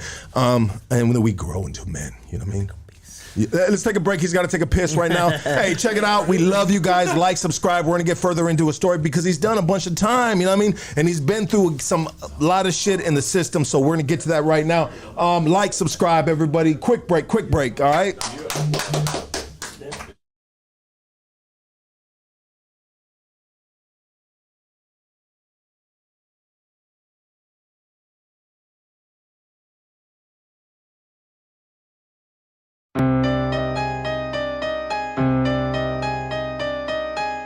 Devil's me, I can't think. I'm up all night, I can't sleep. Oxycontins, I can't breathe. Try and move my body free.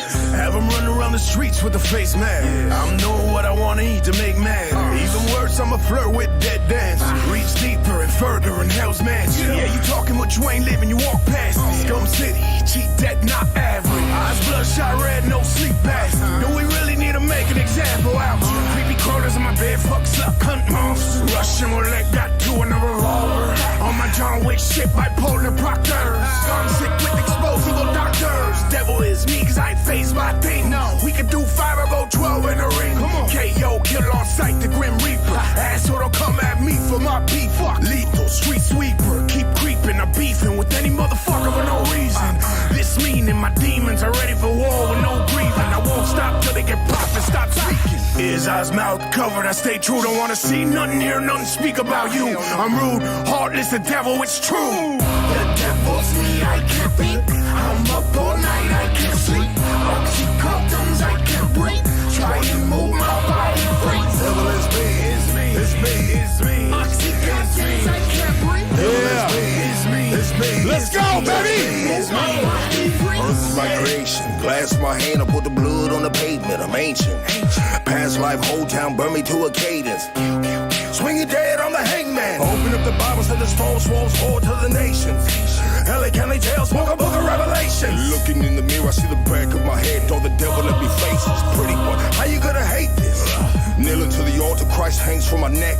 Look at all the sweat dripping off my skin. Stepping off the body, you the shell of my sins. Seductive sensations, she dresses in the wind. She calls me king, I said, who am I again? The beginning to the end, human life for you don't have to repent. The gate to all keepers, the serpent of evil, the virgin, the bleeding. Shit. Fuck you, motherfuckers, dog. K9, baby. Hood stocks, doggy. Shit. Ooh, you feel better? You took a mad ass piss, dog. Fire ass piss, dog. Would you stop peeing? A fire ass piss? Like, oh shit. Like that. My bad, baby. Not a fire. Shout out to Jaylene. She's selling all kinds of products. She be dealing with a lot too. She's selling all the products. What do you got? You got gonorrhea? I got you. Make your dick smell pretty. Shout out to my baby. She has all the fucking Sephora, everything you need. She got it. Hit us up. She a hustler, bro. I love Jaylene. Yeah, she's the best. You know what, bro? There's two females that have always made me laugh the hardest. One is my cousin, Dope One's chick. She's fucking hilarious at times. And Jaylene, that last time we went, I don't know where we were at. If we were in Downey, we were at some bar, bro. And she was just fucking turned the fuck up. And she had us fucking rolling, dog. She had me rolling, dog. She's freaking hilarious, dog. And it makes sense why she's with you, because you're the chill dude and she's fucking like aggressive, huh? Like she'll bite your ass, homie. Nah, dog, she ain't aggressive. She's a little bit feisty. Spicy. Excuse me, Jaylene. I love you, girl. I didn't mean aggressive. I did mean feisty. Yeah. I mean, and feisty's just a nicer way of saying fucking she'll bite your motherfucking ass. I'm gonna spit you out. Pop. We had a lovely weekend, huh, baby? Oh shit. She like, yeah, motherfucker. I still don't know why you did me like that. So we were talking about Mr. C's. We were talking about the food. You said Sundays. What were you saying? Sunday. Every Sunday the food was actually. She said soul food Sunday. Well, soul food was Sunday. It was amazing, bro. I mean, what is it, bro? Oh, bro, it was fucking collard greens, fucking yams. You know, shout out to the yams. You know, fucking fuck all kinds of good shit, dog. Fucking. It was like a Thanksgiving dinner, but it wasn't a Thanksgiving dinner, dog. I mean, how is it to go from to being raised by a traditional Mexican woman? But you know what though, bro? Not to sound fucked up, because I honestly, guys, I grew up on fucking Top Ramen, dog. My people would never fucking really cook good. All I would eat is fucking cup ramen and cereal, dog. So to go to there, that shit was fucking amazing. Okay, I get it now, dog. You feel me? Yeah, I feel you now, dog. Yeah, that makes sense, dog. You know what I mean? That's like going from dirt to water, dog. Yes, for sure, dog. Fucking fire. Yeah, bro. And so you ended up AWOLing. How long were you there, bro? I was there probably fucking 6 months, dog. I was supposed to be there fucking, supposedly, my grandma said if you stay there fucking a year, you know, you'll fucking probably come home. But she already had said she didn't want me home, you know? So I was like, fuck this. I mean, are you in contact with her through these 6 months?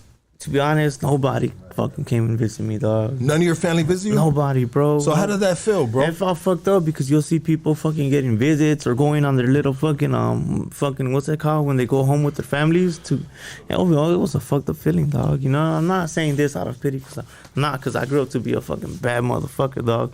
But I'm just saying because, you know, that's my part of my life, dog. You know, and you know I don't want motherfuckers to feel sorry for me because I'm good, I'm straight. Yeah, absolutely, bro. And I get that too, even though, you know, I fought off a couple tears during this shit. Nah, dog, just part of my story, you know what I mean? Yeah, you know what I mean? Just because I love you, baby. I love this dude so much, dog. You guys don't even know, dog. You know what I mean? This boy's he the shit, dog. I love the fuck out this dude, dog. You know what I mean? And so you ended up AWOLing from there, I dog. had an AWOL, bro. I don't know why. I just, all right.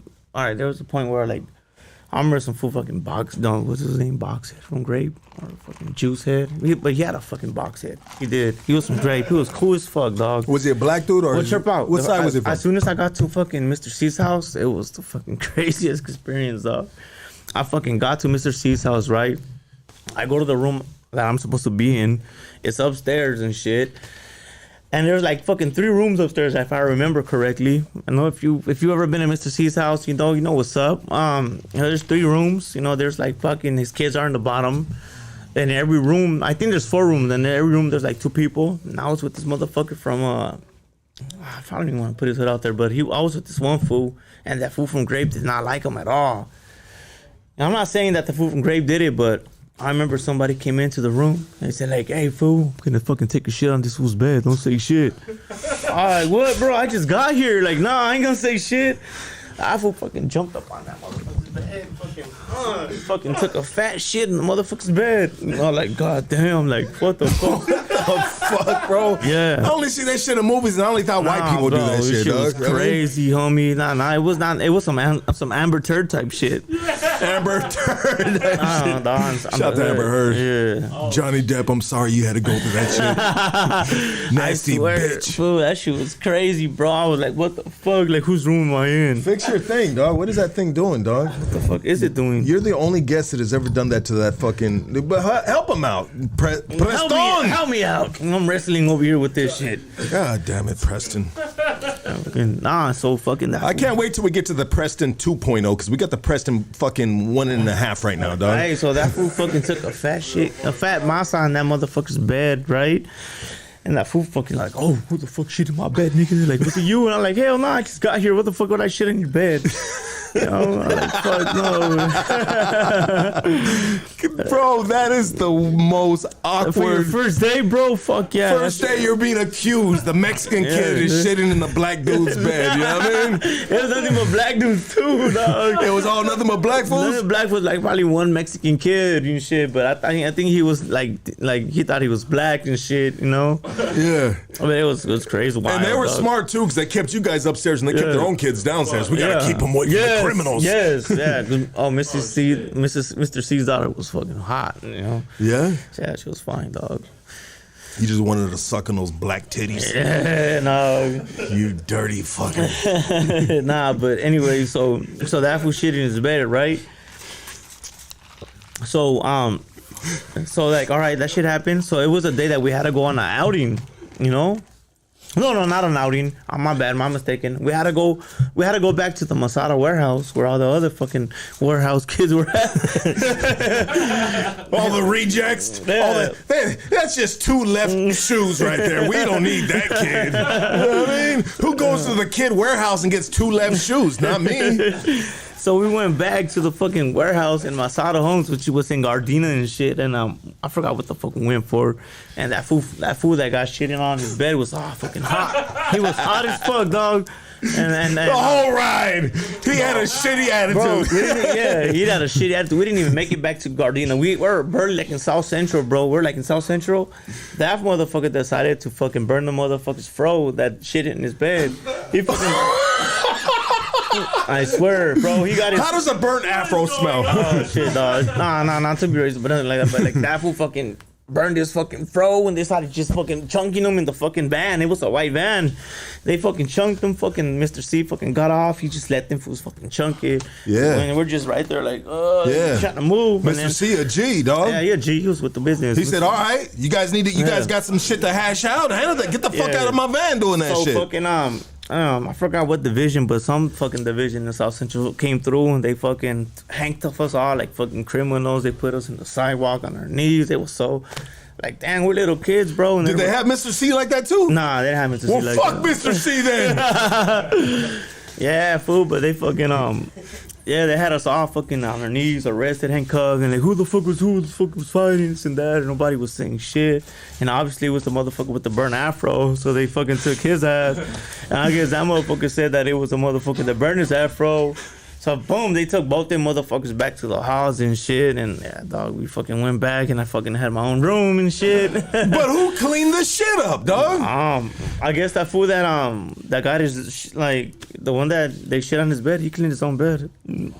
I mean, was it just out of curiosity, bro? Was it a solid one? I mean, did the boy have a bad stomach problem? Because you can potentially, if you got a fucked up stomach, you can potentially camouflage those. She was crazy, fool. She was crazy, dog. Oh, dog. You're like, I mean, that's a different level of disrespect, yeah, homie. for sure, dog. I've heard of fucking. I drank a bottle of fucking Jose Cuervo last night. That's a different shit, dog. Shit. That's a different shit, dog. Yeah, it was crazy, dog. And I'm sorry, bro, and I'm really sorry you had to go through that shit, dog. You know what I mean? Like, bro, I only see that shit in the movies, dog. Yeah. You know, food's shitting, and obviously now in the fucking news media from old girl and shit. But that's that, you know, moments like that in one's life, dog, is it's just that fucking. shit was in my mind forever, dog. You just got there, bro. You just got there, dog. And the dude pulls up that doesn't get along with this dude, says, hey, I'm not gonna fucking sock him in his face, dog. I'm gonna shit on his bed, He bro. goes, hey, don't say shit, fool. Like what? Like who raised that animal? Yes. Who were his role models? You know what I mean? You know, like he had to see that before, bro. He's seen that shit before, bro. That was in, bro. No kid at that young age says, you know what? I got a bright idea. I'm gonna shit this dude's bed. Like, no, that had to be that he's seen that before, dog. That gave him the idea that, you know what? That's an effective way to say fuck you. You know? I'm sorry, K9. I'm still stuck on this dude shitting on the bed, dog. And my boy rolls up with his fucking little sack and shit, dog. His stick, dog, with a little, you know what I mean? You know when you got the stick and then you got the fucking thing wrapped around at the end of the stick? And you got like 2 pairs of drawers, 3 socks, dog. You know what I mean? And one trousers and some shiny shoes, dog. I'm sorry, K9. Nah, bro, it was wild. It was crazy, dog. I never seen some shit like that. So they get arrested. Mr. C obviously called the cops and said, hey, you know, this is out of my hands. I'm not getting in the middle of this shit. You know what I mean, and then they were gone. They said it was a wrap, and then, you know. You got your own room now. I got my own room. I'm chilling, cool, you know. Just fucking playing Super Nintendo. Fucking, they hooked it up at that house, actually, dog. I mean, at that house was Mario black? Shit, damn near, I was black. How the fuck you get Black Mario and his cousin Luigi with the high top fade? Shout out to my brothers though, dog. That was the best house I ever lived in, honestly, dog. Better than my own house, dog. Yeah, straight up. And you know, don't excuse me. Excuse my ignorance. Yes. You know what I mean? Clip it up, put it out there. Let him know Lucky's racist. You AWOL from that place, bro. I mean, when you know what, bro, it really just hit me, bro, when you said like being the kid that like everyone's families came and picked them up for outings or whatnot, or the special little visitation rights that they get. You know what I mean? Because whatever the situation is, and you were the only one that wasn't getting that, dog. So I mean, did Mr. C kind of like and that family see that? Yeah. And were they sympathetic towards that? Hell yeah. Did you ever see any actions towards that? Yeah, they were good fucking people. They'll try to fucking make it up. Like whoever didn't go fucking on an outing, well, he'll do a fucking like his own outing for us, and he'll fucking take us to like fucking like to the movies our way out in Burbank and shit, like to good places and shit, dog. He was a cool fucking cat, dog, Mr. C. You know, I fucking love you, dog. Love your black neighbors. Love the black, bro. Check it out. Fuck all that stupid racist shit, dog. You know what I mean? You know what, dog? Get the fuck out of here, dog. You know what I mean? There's piece of shits in every fucking race, dog. And there's amazing people in every race. And the ones that are amazing, dog, love them whatever the fuck they look like, dog. I don't give a fuck, dog. If they're fucking white and they might support Trump, but if they can be still good people. And I use that as an example, dog. You know what I mean? Just because I did a video, dog, and it was like, look, he's a Trump supporter, you know what I mean? And then I was like, all right, I guess I am. You know what I mean? You know, I was really just fucking around, bro. You know what I mean? You know, I have a good time, bro. You know what I mean? Like, you know, and I wasn't going to disrespect the dude because we were on a vibe, dog. You know what I mean? We were feeling it, dog. And I got him fired the fuck up, dog. Shout out to that dude for just standing on the corner of a fucking gas station, dog, trying to fucking sell some shit, dog. You know what I mean? Like, if anyone needs a lady, or, I mean, like, bro, like, the pussy is not tight enough at the house, dog. You know what I mean? I don't know what. No, I'm just playing. You rock what you believe, baby, and you fucking high sign that shit. And shout out to that dude. Yeah. I don't give a fuck if he's a Trump supporter or not, dog. He was a cool dude, dog, and he told me how he felt, dog, and we respect that shit, dog. You know what I mean? Because that's just what it is, baby. Yeah. If we can respect other people's opinions, bro, and it's like, all right, dog, I don't agree with that, dog, but anyways, let's light this blunt up, bro. You know what I mean? Let me hit that. Let's talk about some other shit that we might agree on, dog. You know what I mean? Hell yeah. Yeah, let's not get on this fucking narrow alley, dog. You know what I mean? This narrow alley, dog, and it's like, whoa, we can't go nowhere else, bro. We're some simple-minded fucking dummies, dog, that can't fucking. Let's figure out a different conversation. We don't tiptoe or walk on eggshells around here, dog. Baby. If you're walking on eggshells right now, if you're watching this podcast and your lady really doesn't want you watching this podcast and you have it really low or something, you should be doing something else. Blink your eyes 5 times. You know what I mean? You're walking on eggshells and smile 2 times in the podcast, dog. We'll get you out of there, dog. You know what I mean? We're gonna send Preston and son. Yes, the translator. See AWOL. I AWOL, bro. Where you go when you AWOL? Why you AWOL, bro? You had it good right there, bro. What's wrong with you, dog? I AWOL because because they're gonna why the fuck did I AWOL, bro? I just AWOL because I got tired of it, dog. I just got tired of I miss my people, dog. You know, I reckon was really missing my people. Like the people I was growing up with, like those were my true people, and I just really missed them, dog. Like, you know, my fucking homie Funny, rest in peace. My boy Yoshi, my boy the Felix brothers and shit. All the BDPZs, you know, out there, dog. I fucking was really missing them, dog. And a lot of the homies from the 2400 too, dog. You know, I was just missing the hood, dog, and I just felt out of place. I just felt like where the fuck am I, dog? Like, is this really me? Like, no, like I didn't feel like it was me, dog. You know, because I could have probably went a different route if you stayed with them. I for sure would have went a different route, dog. Yeah, because they were preparing you for something greater. I mean, not greater, but in a way that will keep you out of jail, a greater life. Yeah. And we'll call it greater, all right? Because I don't want to say it in a disrespectful manner to my boy right here in regards to what he thought was greater at the time, right? But sometimes what we think is greater at the time, in hindsight, you know what I mean? You know, we might have a different perspective on the situation, Yeah, you know? I just really miss the hood, dog. Like you know, you once it comes a time when you just like, damn, I miss the hood, and I just fucking. It was a time where like I was like, I gotta go back. Like it's been too long out here, you know, and I gotta go back. I think I'm ready to go back. And I went back, bro, and I remember the first person I bumped into was my homie Funny, rest in peace. How did Funny pass away? You said rest in peace a lot of times, and RIP to the homie, dog. But how did he pass Funny, away? rest in peace, was a solid motherfucker, dog. One of the solid motherfuckers I ever known ever in life. And it's a lot of more, and he does not get a lot of like, you know, he doesn't get a lot of credit, but just a lot of people, motherfuckers don't know about him, and I feel like they should know. He just, I mean, no disrespect to LAPD, but he went at it with the cops and shit. And the cops got him. And the cops got him, bro. Yeah, I mean, bro. So that's a dude that is that's very like that's a very small important fact right now. You know what I mean? That the dude that you looked up to so much was a type of dude that went at it with the cops, and the cops killed him. That's a different dude, right? Let's differentiate in regards to levels of young kids, right? I mean, how old was he when he passed, bro? Oh, motherfucker, was probably like fucking his mid-20s. Mid-20s, okay. And so he had an impact for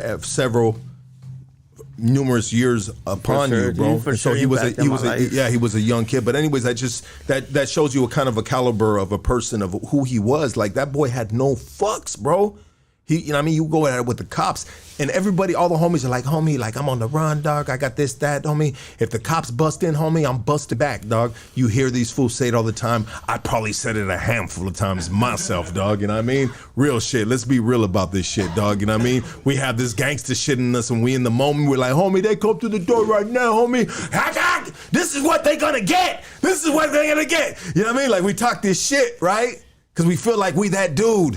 And there's some dudes that are really that dude, and your boy Funny was that dude. You know what I mean? Yeah. And I hate to applaud that, but I will do it because if we could have got Funny, that type of wiring, that type of fucking just nature, bro, of a survivor or an animal in his atmosphere, if we could have spent that energy on something else in life, bro, that dude would be he would have excelled, bro, homie, in all kinds of fucking levels, bro. And that's how I think about shit, bro. Yeah. Homie, he ain't gonna be no employee. He gonna be the boss, homie. Hell yeah. You know what I mean? Like that dude really, like when we talk about spending energies and getting kids in the right direction, you know what I mean? And there's some kids that are made differently, and what they did over here and what they could have done or whatever the fuck, dog.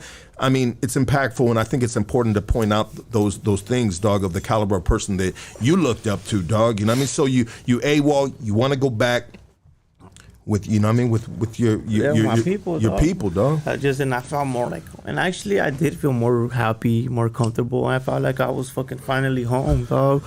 And he was like, God damn, you look fucking like, I came back on swole too, dog. So I was hitting weights. For being a kid, I was fucking on swole, dog. Yeah, were the cheeks nice and tight? Well, they're firm, dog. Firm. I love firm cheeks. Yeah, dog. And I just remember after that, it just didn't stop. Just hitting the halls constantly. Camp, fucking camp. Oh my God, camp was a shit. I mean, I'm one of them fools like I love fucking camp. Why did you love camp? So you go back home. You know, check it out. You AWOL. You go back to where you. I mean, to the Kayas and shit. You know what I mean, where you know, dog. And like, what are you doing now? All right, so now I'm back home. I'm with my mom. My mom's like, oh, you're back. You know, my grandma, and she was like, fucking every chance she got, she was calling my probation. The probation. Oh, he's right here. When I was showering, they'll fucking come try to raid, and I'll fucking sneak out to the back because I already knew what's up. I knew she was gonna do that. No, this in her. No, she's just, I guess she was trying to just do her life. I mean, she's an old lady, dog. She didn't have the time to take care of me, especially deal with my shit when I was older, especially as a knucklehead. So that's why I hold nothing against her. But it was like fucked up, dog. You know, fucking. I remember I used to escape through the back alley, run up through the alley to the top, hit fucking Ficken, and run to the towers. You know, my boys know where the towers are at. I fucking hide in the towers with my homie Chu, rest in peace. And, well, that's one of my best friends. And I'll just fucking be at the towers, just looking down, looking at the fucking stupid ass probation officers going in circles, looking for me and shit. Well, we don't want to say where the towers are at right now, dog. I mean, because there's a bunch of fucking orphans up there right now. Yeah. Shout out to the towers, dog. That was fucking crack city. I remember I used to fucking go up there with like a fucking color piece, like getting chopped up in on fucking nickels and dimes and shit. And when it was that era and shit, you know, like now fucking crack is rare and shit. Nobody smokes crack. Yeah. My girl's been acting like she's been smoking crack lately, dog. Fuck me, dog. That's another story, dog. Yeah. That's like 5 podcasts. Not coming anytime soon, you dirty motherfuckers. So you're going to camp, bro. I mean, what'd you go to camp for? Because you were violating that probation or what? All right, so the first time I went to camp was because I AWOL from fucking placement. I fucking finally got caught. Did I fucking get caught the first time? I fucking got caught. Oh, I got caught walking out of my fucking house because my grandma called the fucking probation. And I was walking out, right? Because I was fucking trying to sell a fucking paintball gun to one of my neighbors. Like, hey, you know, here's a paintball gun. And these fucking 2 fucking Filipino dudes that with probation. Like, hey, Elijah. What the fuck? I'm not Elijah.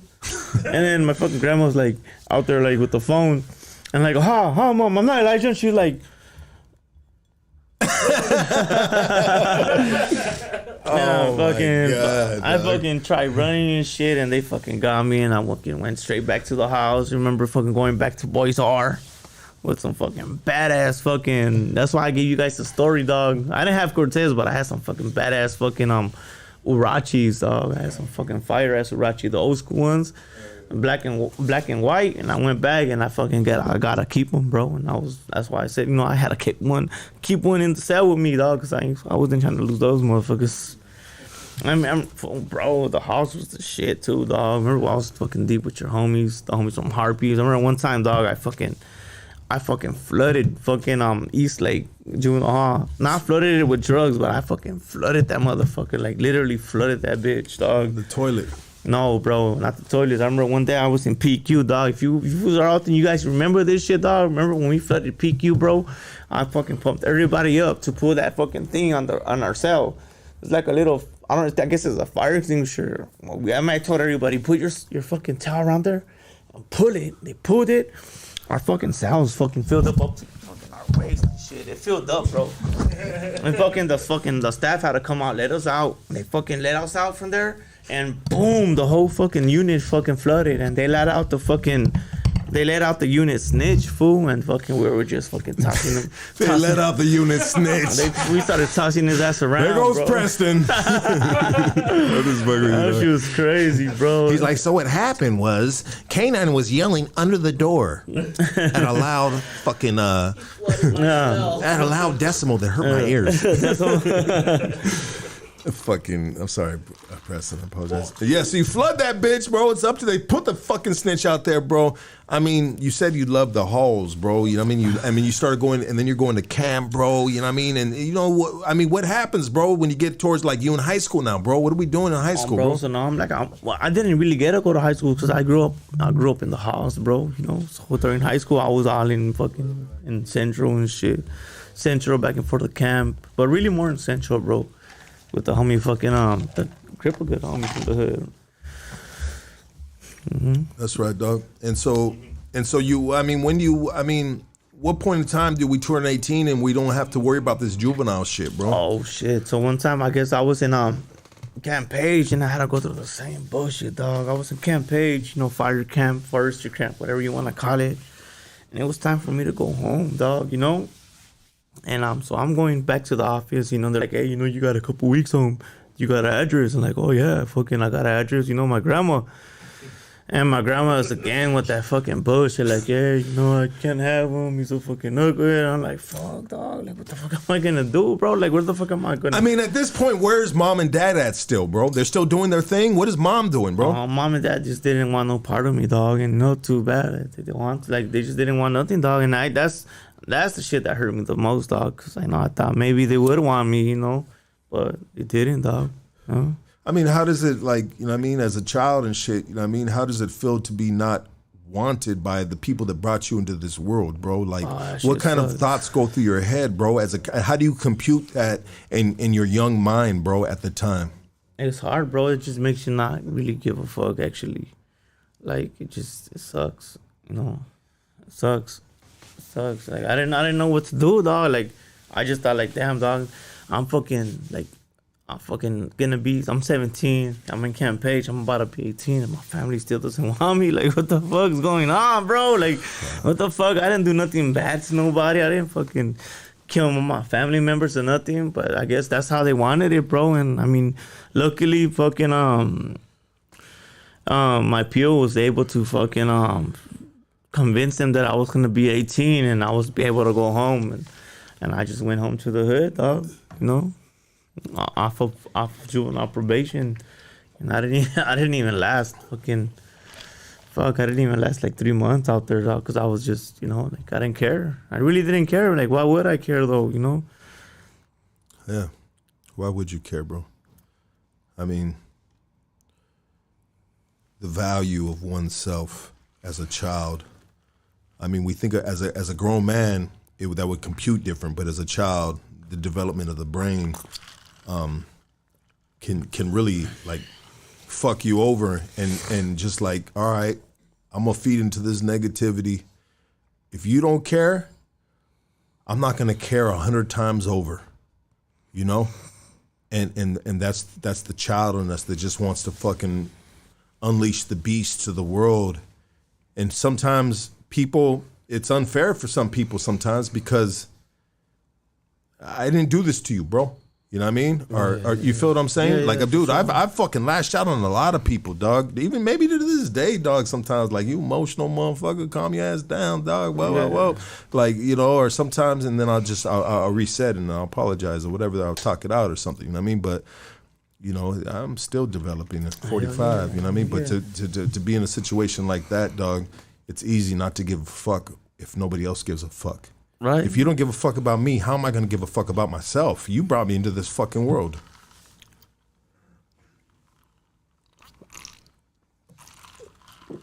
Yeah, so it was like that, and fucking, as soon as I got back, I was like, fuck it, like, I guess the hood is where I belong, and I fucking love the hood, dog. Like, to this day, I still love the hood.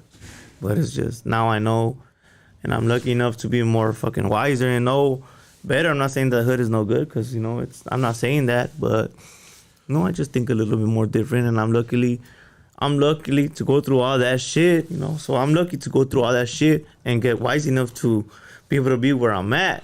Well, hold on real quick. We're jumping in front of the story real quick. Okay. And I apologize for cutting you off, brother. But so you get out, you in the hood, you turn 18. I mean, do we catch any state time? Like, what are we doing? For sure we caught state time. So I come back, right? So they finally let me out. They're like, okay, fucking just send them to the county. They send me to the county. And the county, of course, they can't hold me back. So they let me out. I'm fucking 18, fresh out. Turn 18 in camp. From camp, I had to go straight to the county to get out. And I went to the county. I got out, and I met a lot of good homies. You know how it is. You got to East Max. You meet a lot of good ass homies. Shout out to my homie fucking Therese from TMC, dog. That's The Magic Crew, baby. No, the mob crew. I always say, because back in the early 90s. That was my boy right there, dog. That was one of the main foods that impacted my life when I first went to the county, dog. Food's cool as fuck, dog. Put me up on game, you know. You hit the county, you had that one food that put you up on game. Well, that was that motherfucker, dog. Solid motherfucker. To this day, he's still solid. And so yeah, dog. So I end up back in the hood, dog, and I'm fucking just running amok, fucking with one of my older homies. Fucking I don't put him out there, dog, you know, but just one of my older homies, you know, just letting me fucking stay with him right there at the Boulder store at the Red Ball. You know, he had a little spot in back of there. And for you fools that know, you know who it is. And you know, we right there, you know, we gang banging every day, dog. We like just running amok right there on Boulder and Fake It, dog, on some fucking just having a good time, bro. And then those times were crazy. It was like the end of a crack era going into the fucking G-Funk era, you know? And we were just trying to get our money right, dog. And, you know, luckily I had some good homies that, you know, like taught me how to, you know, get my money right. And that's when I went upstate, bro. I fucking caught a stupid ass charge, dog, with my homie Cat, rest in peace. That is my crimey that just passed away. We caught an armed robbery, dog, and I fucking ended up going upstate. I didn't even last 3 months. Fresh out of fucking camp, I lasted 3 months, and I fucking caught an armed robbery, and I went back for fucking 7 years. And I did fucking 5 and 6 months out of the 7 years. 5 and 6 months. I mean, how was that going to the? I mean, obviously you're kind of like raised in the system and shit. I mean, how was that from now? You know what I mean? You're elevating in the game, right? This is an elevation in the game, the gang culture. You know what I mean? You know, it's all about what you've been through and how hard you've been through it. You know what I mean? So what adds stripes to the fucking shoulder, you know what I mean, to the armor, is going to prison. You know what I mean? Experiencing that, fucking, you know, representing yourself like a big dog, staying solid, you know, and just surviving the adversity in there, you know. And so you go in there, dog, and what's your experience? I mean, what was your first? What you said? You talked about the homie from the mob crew. They put you up on game in the county jail. I mean, let's talk about two-part question. Yeah. I mean, what was the most memorable thing that happened in the county jail during that time that you were in there, bro? Ooh, and then going into the prison system. You know what I mean? Where do we go? The most memorable time coming straight fucking fresh out of camp to the county as a young bug, dog, is the fucking 2008 fucking race riots, dog. I was in East Max, and I remember when that shit cracked off. It was like a domino effect. And once they got to our dorm, 334, it was like, what do we do? What the fuck do we do, homie? Crack it off. And damn, that shit was fucking, it was just a tripping part of that shit, dog. And when we, I mean, it sucked. It sucked, dog. You know, nobody wants to be part of some shit like that. But I mean, it happened, dog, and that was part of our history, dog. And that's what happened in 2008, homie. You know, it was fucking. That's when they started segregating us and fucking putting us all in dorms. And that's when I met the homie, fucking Triste and shit. Okay. And so you go into the penitentiary now, dog. So where are we going, bro? Oh, we're going straight to Wasco. Yeah, Wasco. Where do you go from Wasco? Wasco's reception. Where do you go from there? Oh, from there I went to fucking I went straight to Centinela, dog. Fucking, I think I'll believe it was B-Yard Centinela. And I didn't even last like 6 months there, bro. Cause from there they fucking but that's when I met my boy. Fucking one of your homies, you know what I mean, dog. Solid ass homies, dog. And the homie fucking from 29th Street and shit. I don't want to say no names. And from there, dog, they fucking picked us, dog, to go out of state, and that's when I opened up Arizona. You know, shout out to the homie fucking Bozo, dog, from PN, dog. Oh, you were with Bozo in Arizona? Yeah, we fucking opened up Arizona together, dog. Was Bozo the Mac rep? Tell me right now. Bozo was the man, dog. He was not the Mac rep, but he was a Mac. He was the Mac. Shout out to my boy Bozo, dog. Yeah, dog. Yeah, you feel me? So we opened up Arizona, dog. And how was it right there? I mean, going from CDC and now we're going sent out of state because California Department of Correction is so overflowed with fucking inmates and convicts, bro, that now we gotta outsource our fucking prison system to different states, dog. So now you're going sent to Arizona, which is basically an entity of itself, bro. And it's not CDC, California Department of Correctional officers there, bro. It's some type of security agency or whatever's being the third party to this prison system. How was that, bro? Were they up on game, bro? Like, nah, bro, trip out. As soon as we got there, it was a trip, dog. Cause we get there. How did you get there, first of all? All right, we get there in the fucking bus, dog. Okay. We got there in the bus. Okay, Arizona's not that far. It's not that far. Eloy, Arizona. And we're opening that shit up. We get there. We're getting off the bus. And we're expecting for them to be assholes. Because, usually when you get to a prison, they're fucking bitches. They fucking talk shit. If you fucking talk, you fucking flip your ass up in the bus or whatever. Or fucking send your ass to a fucking R&R and like without your shit. But nah, those motherfuckers like fucking came with us with candy bags and shit. Candy bags and treats and our fucking hygiene and hi, hello. And we come back into the unit and all the cell doors are open, bro. Everything's open and they're not closing, and they go like, in this fucking prison we believe that our cell doors should be open and shit, like a different fucking whole program, bro. God bless you, miss or sir. And we're just tripping out like, this shit's like not like California. Like these fools do not know what's up, bro. And like we're asking questions like, hey, so where's our Xboxes? Where's our fucking because over there you can have Xboxes and PlayStations and shit. So we're asking already about this shit. It was just fucking like out of this world, dog. So let's talk about opening up a prison. So when you open up a prison, what consists of opening up a prison? Okay, so what consists of opening up a prison? It's like we get there, nobody has it because it's a brand new prison, which I kind of I don't know. So we get there and nobody has it. Everybody's saying just get situated, dog. Everybody's trying to call the workout machines, like, hey, these are workout machines, and obviously every race is gonna like find their little area so we could get, like situated and shit, bro. And that's what we did, dog. And fucking and it was a trip though too, because like fuck, dog, we had to fucking walk a fucking long ass fucking way to the fucking chow hong. It was like a fucking buffet line. It was a trip, dog. It was like it was not even like prison. It was like prison, but not buffet line, bro. A buffet line, bro. Like, what do you mean, dog? Like, they when had they had a cereal buffet line, bro. They had a salad bar. It was crazy. Motherfuckers. I do not want to go home. I do not have a buffet line in fucking East LA. Keep me here. Extra time. Yeah, dog. No. And that's a trip, bro. So I mean, you do that time right there, and then you parole from there. Nah, fuck no. So then from fucking Arizona, I ended up lasting there like 6 months. I go to fucking Oklahoma, which I fucking hated Oklahoma, dog. But before I even say anything, so we go to Oklahoma, so we had to go on Con Air.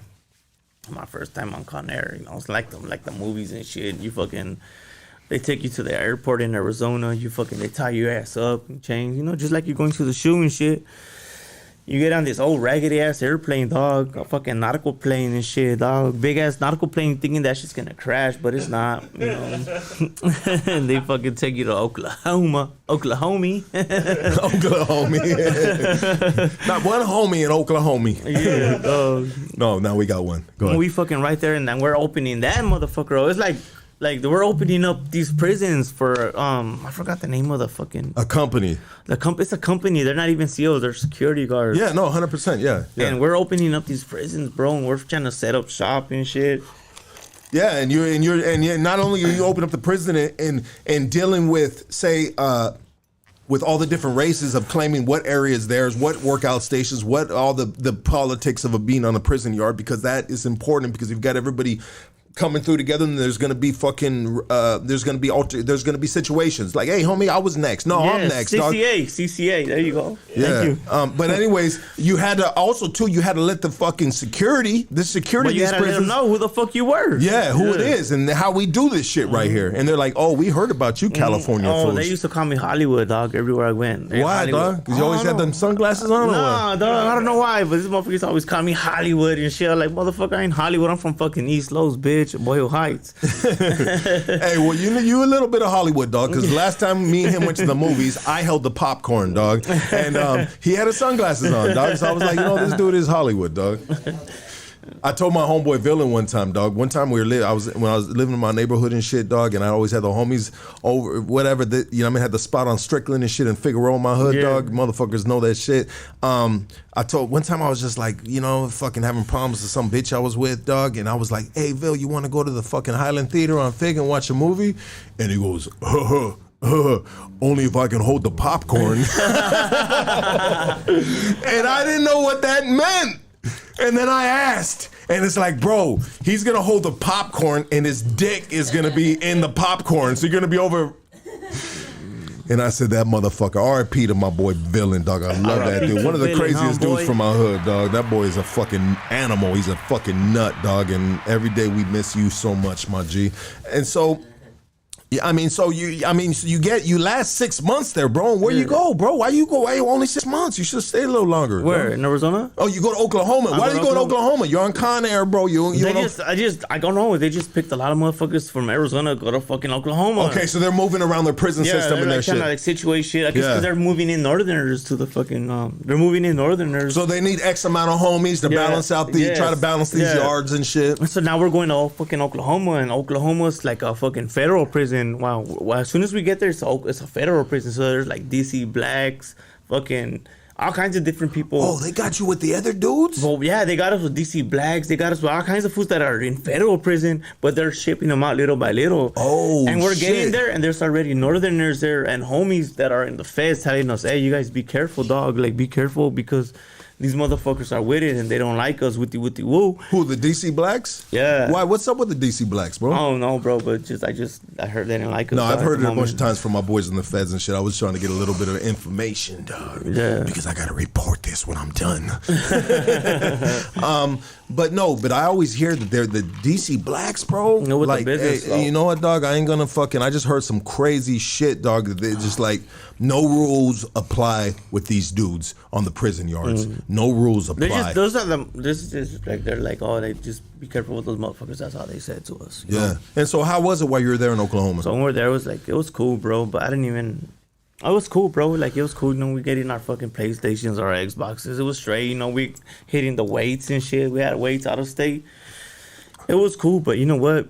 They were racist as fuck out there, dog. Like how racist, bro? I hated that shit. All the fucking hood I used to work there were fucking racist. Against who? Against us, dog. They used to hate us. They were racist against all the homies and the blacks. All the homies and the blacks? They used to hate us. They're racist. Why? Because is Oklahoma predominantly maybe a backyard, fucking tree house with my sister It just type of felt shit? like, yeah, they were like hillbillies, bro. Honestly, fool. Like, I don't know, disrespect to the whites. Not I love a lot of love for my woods and shit. Absolutely. We just, bro, come on. If you were sitting right here, we'd be having the same conversation, you motherfucker. They didn't even like you motherfuckers, dog, either, dog. Yeah, you know? they didn't like the woods either. I mean, they were just like some hillbillies and they had crazy accents. They or were what? just crazy, bro. Like this one fucking fool. And the homie used to always go, este güey está chimuelo, tenía la lengua percida. Because he had his tongue pierced. He had no teeth, chimuelo, con la lengua like pierced. Yeah. And like, you look like he chews on scante, and the homie used to say it in Spanish. It was so funny, dog. And he looked like a goat. Bro, how do you have a tongue ring with no teeth, homie? Exactly, You know what I mean? dog. Like, He was bro, crazy, like, and he was a cop, bro. And he used to always talk shit and fucking search us. And one time I got tired of this motherfucker, dog. Like, I fucking got tired, dog. He was just used to search me a little too much and fucking credit card my ass, like. And I fucking took flight on that motherfucker, dog. Oh, you took flight on that fool, dog? I took flight on Because he credit carded you? He credit carded me a little too many times, dog. And that's when I caught my first fucking shoe term, dog. Was it with an actual credit card or was it a hand? It was a hand, dog. Damn. Did he have fat fingers? Oh, that motherfucker was ugly, dog. What if he was good looking? Nah, fuck that, dog. I'm just playing. Nobody likes to be credit card checked, even though we always shout out to my homeboy Sleepy. He just got out and he'd always grab my ass and be like, "Hey dog, you got my palm comb?" He thought it was hilarious. So we'd all do that to each other and shit, and that's homie love. Wait, hold on real quick. What? You gotta pee again? Yeah, one more time. Be back. Last time. Bro, this is your last piss right now, Good. sir. It's getting good. It's getting good. The credit card checks. You got all the motherfucking homosexuals on right now, dog. They're like, what? Did we hear credit card check in the fucking YouTube universe? Where can we get one, huh? Credit card check. Now, that shit is disrespectful, dog. So I had there was a CO one time, and he was a Raza CO. He had tattoo on his neck. He had tattoos on his arms. And he looked almost like, if you didn't see him in uniform, you would think he was a homie, right? And obviously, he was influenced by the homies. Obviously, if you ask me, he has family that are gang members. You know what I mean? But anyways, this dude was a fucking dick. This dude was a dick, and every time I go through the fucking this part of the prison where you gotta get searched and shit like that, he was a dick, and he always had a fucked up attitude. And we all about vibrations right here and frequencies and shit. And when Lucky Sun Tzu feels that shit, dog, then I'll be a dick too, dog, because that's just who I am, dog, and it's easy for me to get there, dog. And so this dude was a dick for like the second time, dog, and I said, hey, homie, what the fuck? What's up, bro? Whoop, whoop, whoop. You know, and so in the prison system, and I don't know if it's like that right now, but if a cop is acting hard with you and he's really about that shit, the only way you can get away without catching a charge on beating his ass is if he takes his belt off or if he takes his badge off, right? Then he's coming out of you know, maybe the rules and regulations they have of the profession. And so us as convicts, we know this shit. So I said, hey, homie, you acting like you hard, blah, blah, blah. And he's boofing back at me. I said, bro, you hard, bro? Take your belt off, homie, and catch this fade, dog. Take your belt off and catch this fade. Now I'm in this face telling this fool this shit, and he's barking back at me, but he never took his shit off, so I never slapped the shit out that fool because, you know, we got to think about what we doing with our life, you know what I mean? And this is just a momentarily thing, you know what I mean? But if he's going to take his shit off, then I'm going to catch that motherfucking fade, and he would never take his shit off. And actually, I had like 2 situations. But the crazy thing about him is he let it fly. He let it fly. So he was just like, he would take it. He wasn't reporting the shit. He would have the fucking verbal dispute with me, and we'd get on. I pass through, come back, and be like, fuck you. He'd be like, fuck me, and that was it. You know what I mean? But so you take flight on some food, okay, some Oklahoma security guard. So this motherfucking the food, the fucking reason we'll call him the goat because he's a fucking goat looking motherfucker. Always chewing tobacco with his fucking tongue ring. And one day we're walking a fucking chow, bro.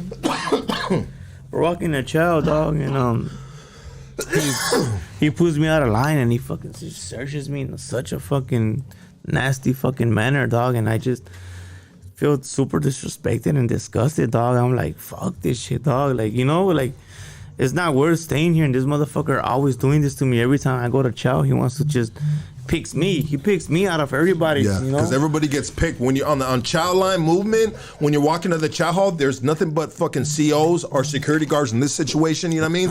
And they're just looking. You know what I mean? Because you know, dudes got shit on them sometimes, and they pull random dudes over, and you see dudes like this along the wall or along the fucking side of the walkway and shit, and they're all getting searched to see because you know there's hits that happen in there and shit. You know what I mean? So they know that and they do that. You know what I mean? If you look suspicious, you know what I mean? But I would always just be walking by smiling at him, dog. Fuck that. You know what I mean? No, I wasn't always smiling at him, dog. You know what? The food was good, though, dog. But the dude searches you. Let's get back. I'm sorry, dog. The dude searches you. He violates you. And what do? You turn around and take off on the dude? So I just fucking turn around. No, so on the way back, right? He fucking searches me and I tell him, like, hey, dog, like, you're doing too much. He fucking searches me, like, aggressively. And everybody's walking back to the inside the building and shit, you know, and fucking, I forgot the name of the building. It was in Oklahoma. And I just, you know what, fuck this motherfucker. I just fucking took off on him, dog, and I fucking knocked his ass out, dog. And I told him, get your ass up so I can beat your ass some more. And he doesn't want to get up, so I just started fucking kicking his ass. And then, like, fucking, like, I'm not even going to say, like, a minute later, because it wasn't that long. Like, maybe almost a minute later, I just fucking feel fucking pepper shotguns, like, hitting me, fucking pepper sprayed, and fucking these fools fucking spray me down. They fucking slam me to the floor, handcuff me. They take me to the back, and they throw me in a fucking, instead, you know how they're supposed to wash you down because you get pepper sprayed? They threw me in a fucking boiling ass hot water, bro. It was like torture. And that shit was the fucked up part. And then fucking, I didn't even eat for like a fucking month because I felt like they were spitting on my food because the motherfucker that I took off on was the one passing out the trays. That shit was fucked up. Yeah, dog. So I fucking was just eating fucking whatever I could to survive and shit, you know? Fuck, dog. The dude you took off on is passing out the fucking food with a smile on his face, dog. That's how fucking small that fucking prison was, dog. Shit, dog. That's a cold setup, dog. Yeah. Dog, it was crazy. Where do you go from there? From there, I fucking, you know, I got a 2-year shoe term, you know, because I guess, you know, taking off on the end. From there, I fucking was supposed to go to fucking, where the fuck did I go? I go to Kern Valley, you know, the 180 yard Kern Valley State Prison, lower AR, dog. And I sell it with my homeboy Looney, dog, which is a good solid homie, dog. Shout out to my homie Looney, dog, you know? And that's why I learned a lot of shit, dog. That motherfucker put me up on game like a motherfucker, dog, you know? Yeah, dog. Even though, you know, right now he's probably a little butter with me. But we're straight. You know, it's a solid ass homie, like I said. And like I will never forget that yard, fucking Kern Valley on Lower A, 180. That shit was active like a motherfucker, dog. Fucking playing football out there with the homies, fool. From like a lot of the homies that I grew up in the house were actually there, bro. It was a trip. That's just crazy, you know. How's it playing football on a fucking 180 yard, bro? That shit was fucking crazy, bro. But it was fucking amazing at the same time, dog. You guys, yeah. It was amazing because, you know, like, you're playing with a lot of solid-ass homies that knew how to play. And it was just crazy because a lot of the homies that I was playing with were never coming home. You know, shout out to all the homies, shit, that are out doing time. And you know what's crazy about when you get in those environments of, say, like on a 180 yard, dog, and you're playing football with like lifers and shit like that, dog. Like, you got those dudes, bro, that are fucking like, bro, they are running plays, bro. Fuck, yeah. Like, they're fucking they fucking cornering that motherfucking right fucking pocket or whatever you call it, dog. You know what I mean? And cutting over to get that fucking, you know what I mean? That bro, it's just these dudes are serious dudes, and when they play whatever they can play at their ability, bro, are very serious at what they're doing and shit. And I've experienced that a few times. I mean, we used to play basketball all the time. I was always playing basketball in the prison yards, bro. And it would be like, there would be fights sometimes, dog. Like not fights, bro, because you know the homies ain't supposed to be fighting with each other, dog. But there would be like fucking some like dirty moves that I did a couple times, bro. You know what I mean? Yeah. And that you would expect after top, dog, to get up and take flight, dog. Yeah. But those games have been the most physical basketball that I've ever played in my in my life on a prison yard. Physical basketball, dog. These are men, dog, that are not getting no pussy. Their testosterone is through the motherfucking roof, dog. You know what I mean? They got a nut boiling at the tip of their dick right now. You know what I mean? Like they mad at the motherfucking world, dog. The package didn't get there on time. The visitor didn't come through. The fucked up letter came in the mail, dog. Like, bro, playing basketball on those yards, bro, with these fucking dudes and they fucking gangsters and this and that, dog. Those are tough games, bro. The defense is a little different, dog. It's what is it called? The defense is a little different, bro. Jungle ball. It's hard to back a dude down, dog. And it can be a little skinny motherfucker, dog. And he gonna get everything he got, dog. It's like, homie, we ain't, but like, what, we playing football, bro? Yeah. Like, bro, those games. Those football games was cracking, dog. Those games got serious, bro. Real shit, dog. You know, and so you on this yard. I mean, when you get out from there, obviously. Yeah, from there I go back to fucking Folsom, old Folsom, which was a fucking badass fucking level 3 prison. I guess my points went down. I get there, that shit was lovely. I was like almost towards like half of the end of my time. Cause you know I did fucking almost 6 years and some change. And I was like already going down, and I was like, damn, well, Folsom was cool, dog. Like, I mean, Folsom is a famous prison, bro. You hear a lot about old Folsom, and you like honestly, you'll see people like come in like if it was a museum, like people from the street, tourists, they'll come in, and you'll see people giving them a tour, and they'll be like, shit, like, I mean, how does that feel? That's kind of like Hoodstocks. That's the definition of Hoodstocks right here, bro. Yeah. You know what I mean? A tour of a fucking prison, dog. Yeah. Like, real shit, dog. Like, we do that so many times of giving people tours of the individuals' lives, and somehow, some way right here, you know what I mean? We support the streets, dog, and we trying to uplift and give hope and all that good shit, dog. I mean, but when you come through here and shit, dog, it can look like a museum. I mean, going into Old Folsom, bro. Like, what is the process? And I heard they got. I've never been there, but I heard they got like 5 fucking. They got 5 tiers. That's just crazy. I think I've been. Are they open, bro? Bro, they're not open. They have cages on them. Cages, gates and shit. I guess they put. That's safe. But that was like, honestly, like, I'm not gonna say like that was the best prison, but it was one of the best prisons, and it was like a prison where you felt, even though you're locked up, you felt a little bit more freedom because you get a fucking. know how to wiggle, you know what I mean? You could just wiggle around, homie, you know, and stay out for yard and shit. You know what I'm saying? Hey, I tripped out when I went to Chino State Prison, Cypress Central, bro. You know what I mean? And I was on like the 4th fucking theta, dog. And right there in that fucking that kind of like violation central or you know, they got different facilities right there, whatever, dog. But if you usually catch a violation, you go through fucking Chino State Prison, which is central and shit, dog. And but when I was on that fucking, like, I think it was like the 4th fucking theta, and they had fucking old school bars, bro, that slid like that, dog. And you're like, I'm in prison, bro. You know what I mean? I need my fucking door, the dog. smallest motherfucking cells I ever been in, that's for sure, dog. Hey, bro, but when I walked... You go like this with your one arm sideways and one arm straight, and you could touch the wall. in Folsom. In Folsom. I heard that. But let me say this real quick, dog. So when I was right there in Central, gang of times I did a bunch of pro violations, dog, and I always went to Cypress and shit, dog. But I would just be like, damn, I got used to it. But the first time, bro, I look over and I'd be like, damn, that's a long ass drop, and there's nothing blocking this shit right here, dog. So when you walk those fucking theaters at that level, dog, and there's no fucking drop, there's no fucking gate or screen to cover that drop, dog. I mean, you walk a little bit of different, dog. I'll tell you that right now, because I sure did that as a young kid, dog. I understood. I don't even like heights, dog. You know what I mean? I'm all the way up here, dog. You know what I mean? Calling out fucking rutina. But anyways, that's another story, bro. But so you the Folsom cells, I heard they're super small, dog. Yeah, they're small as fuck, dog, honestly.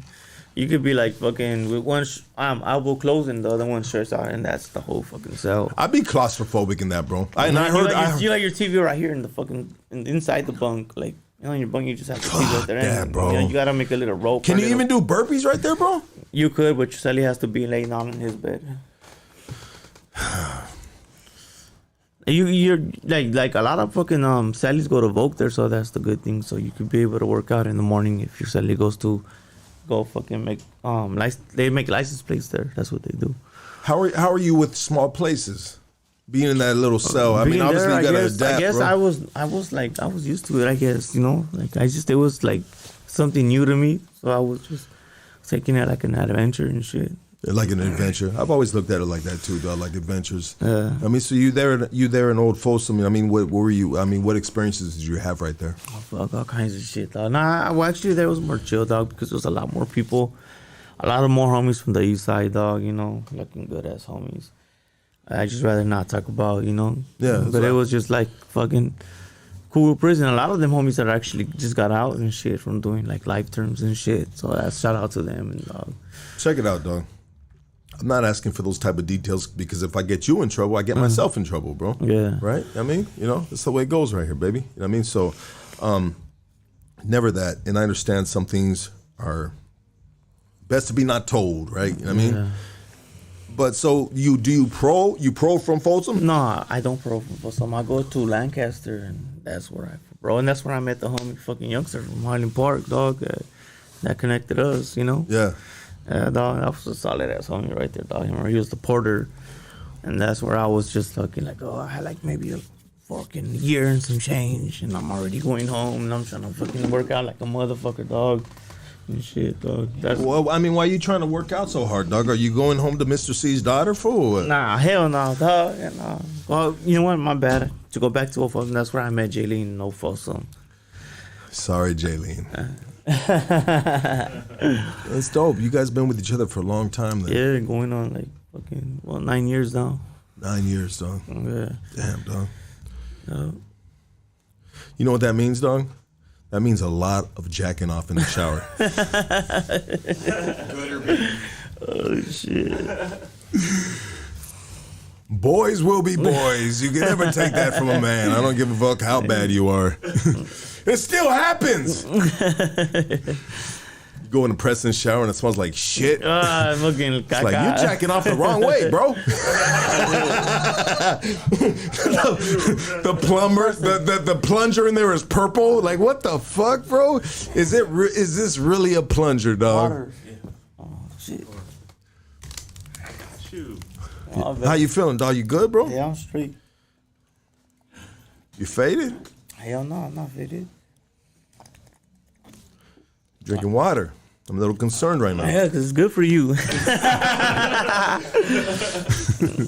Hey, you know, we on a crazy health thing right now. I swear to God, I lost 5 pounds in a week, and I got 15 more to go. But anyways, we've been talking, like we all talking, like K9's been hitting the gym crazy hard.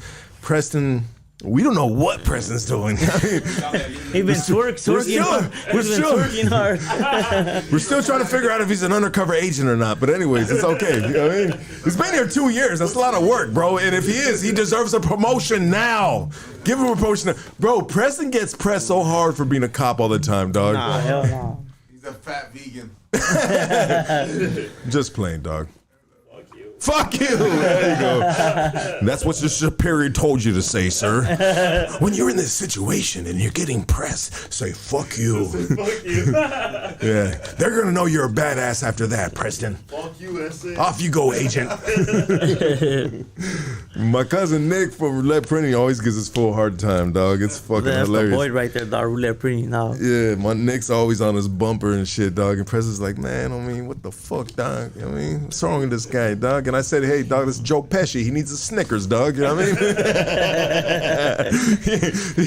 he ain't ate since the morning, dog. You know what I mean? Let the boy live. I'm sorry, dog. We got family right here, so it's just like we talking like we got the fellas right. You guys are on a live right now that we do like all the time. We hear after the live we all chill right here and we just chopping it up. And it's usually like my time is over with. Like we heard you talk for 2 hours, you stupid motherfucker. Yeah, and so I hear these dudes be going off on some shit, dog. And I give them their shit, dog. I shut the fuck up. Not all the time, because I got shit to say too, you know what I mean? Because but I cherish these conversations that I have with these men in here, dog. You know what I mean? Why, dog? Because it's fucking important, dog. And it's real, dog. Like, it's not on camera and shit, dog. And we have crazy about everything, dog. I love you, baby. Preston right there. Yeah, you know, it's dope, dog. And we had so many, like, I don't mean to get off on what we're talking about, your life story, bro. Yeah. You know, but it's just a reflection, dog, of how much I love you guys, dog. You know what I mean? And I love it. Like, it's hard for me to do a real interview on you, dog, because you're just like my boy, you're my family, bro. I'm trying and we chop it up all the fucking time. Like, we know each other way too fucking much, dog. You know what I mean? I vented to him yesterday, dog. I was just like going through some shit and I fucking talked to him. I said, hey, dog, I know I'm blah, blah, blah. But these dudes we crushes to each other like men, dog. Like you know what I mean? Dudes need like fucking dudes too, bro. You know what I mean? Like they need fucking like people to confide into, you know what I mean? And be able to just like have a conversation, especially if you ain't got parents right there, you know what I mean? I don't got parents right there. Sure, that part. You know what I mean? Yeah, I don't got parents like that. I can call my mom and be like, hey mom, or hey dad. I don't got that, and that's okay, you know what I mean? But it's not okay for my kids, right? You know, and I still trying to fix that, but I have these guys, you know what I mean? And like me and Preston had like a 45-minute conversation like 2 nights ago, or maybe last night. I don't know when it was, but and I looked at the thing and I was like, damn, that was 45 minutes I just talked to this fool, dog. You know what I mean? And it was rapid fire, both sides. Ba ba ba. No, I don't think ba ba ba ba. Like no, but it was just like it was us just like fucking like computing, dog, as a system, as a computer system, bro. We were popping it, dog. Like me and you do it too, dog. You know what I mean? Yeah. You know, and the brotherhood right here is amazing, dog. And I want the brotherhood to transpire to the Goonies and the chat line and everybody, dog. And say, you know what, dog? There's no such thing as world peace, dog. But, let's try to get along momentarily, dog. And then we might have a slip up and then we might not talk for a minute, but we can fix that. And we get back to that when the time is right. You know what I mean? Like, nothing has to be like just so fucking like, sometimes in people's relationships, dog, and I'm sorry I'm doing this, dog, but in people's relationships, dog, they think like an argument is the end of the world, and it's not the end of the world, dog. You know, like, we want to get through this, dog. We just had an outburst on each other. We've raised our voices, you know what I mean? Like, let's sleep on it, dog. You know what I mean? And somebody be man enough or woman enough to raise up and be like, hey, dog, you good? Yeah. And we do that with each other right here too, And I just like, I love the fuck out this dude so much. I love you so much, I love K9. you too, my boy. boy, dog. Like, I'm thankful for all this, dog. It's just tight. You know what? I'll say this, dog. I had a birthday party for my kids, dog, and I had a bunch of my homeboys from my hood right there. And not that I'm not putting any lack on them or slack on them or anything like that and shit. But I'll tell you this, dog. There came a point we had to get with the piñata came out and we're all fucked up. Dog. You know how to handle that shit. Get on the roof, homie. Come on, dog. You know how we do it. Yeah, hey, check it out. The piñata comes out and we're fucked up. You know what I mean? Lucky's fucked up at his kid's birthday party. Yeah, did you think any different? They had to okay, call the man you know what I for the mean. job. We celebrating and everybody's on that level, and the kids are fucking fucked up off of juice boxes and candy and fun, bro. Because we had a water slide in the front yard. It was really cool. But the piñata came out, and you know, we didn't have a tree to hang it on right there in the front where we're at, and so this fool jumped on the roof. And Preston jumped on the ladder, dog. But I didn't even realize it until it was really going, dog. And I look up and I was like, oh shit, Canine's up there. And I look over here and I said, oh shit, it's Preston right here.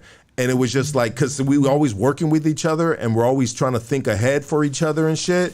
Like, and I'm not on my homeboys, if they didn't get up there, they would have got up there. But it's us working so much together, you know what I mean? Like, we already know what to do, even if we're just like, it doesn't have to be the podcast. It can be at a family event, dog. And we're going to do that for each other, dog. Yeah, for sure. That was the point I wanted to make. That's what's tight. Yeah. Call you guys uncle, dog. Yeah, no, real shit, dog. Yeah, you guys are my kids' uncles, dog. Real shit, dog. Like straight up, dog. Because my kids ain't got grandparents from my side or my girl's side, so that makes it tough on them. Because sometimes I hear them playing make-believe grandparents. You know what I mean? And it's just like fuck. So I have to overcompensate on being a fucking father and shit. And I don't get out to a lot of events and this and that because I gotta be a fucking father. Yeah, because she's crazy. 10 times, baby. Crazy, you know? Yeah. Real shit, dog. You know what I mean? Like. I always get invited to events, dog, and when I get invited, we get invited, dog. But just like I want to be a father, and I gotta pick and choose my shit, whatever. But no, I know it. What's up? So you're in Folsom, bro. You know what I mean? Yeah. And you no, you're in Lancaster. So you get out from Lancaster, bro. Get out from Lancaster, but I'm a youngster, and I was a trip, dog. That was like 2013, dog, and. That's when I fucking like dating my girl, you could say. You know, it was crazy. It was cool, you know. And we've been together ever since. Yeah. End the story? Did you just end the story, sir? Let's get some phone calls in, dog. Yeah. We've been good ever since. Happily ever after, Lucky. I gotta go. Let's get some phone calls, you know what I mean? And then we'll wrap this bitch up. Yeah. You guys know too much. He goes, I gave you guys enough. That's it. Damn. I gotta cut you off.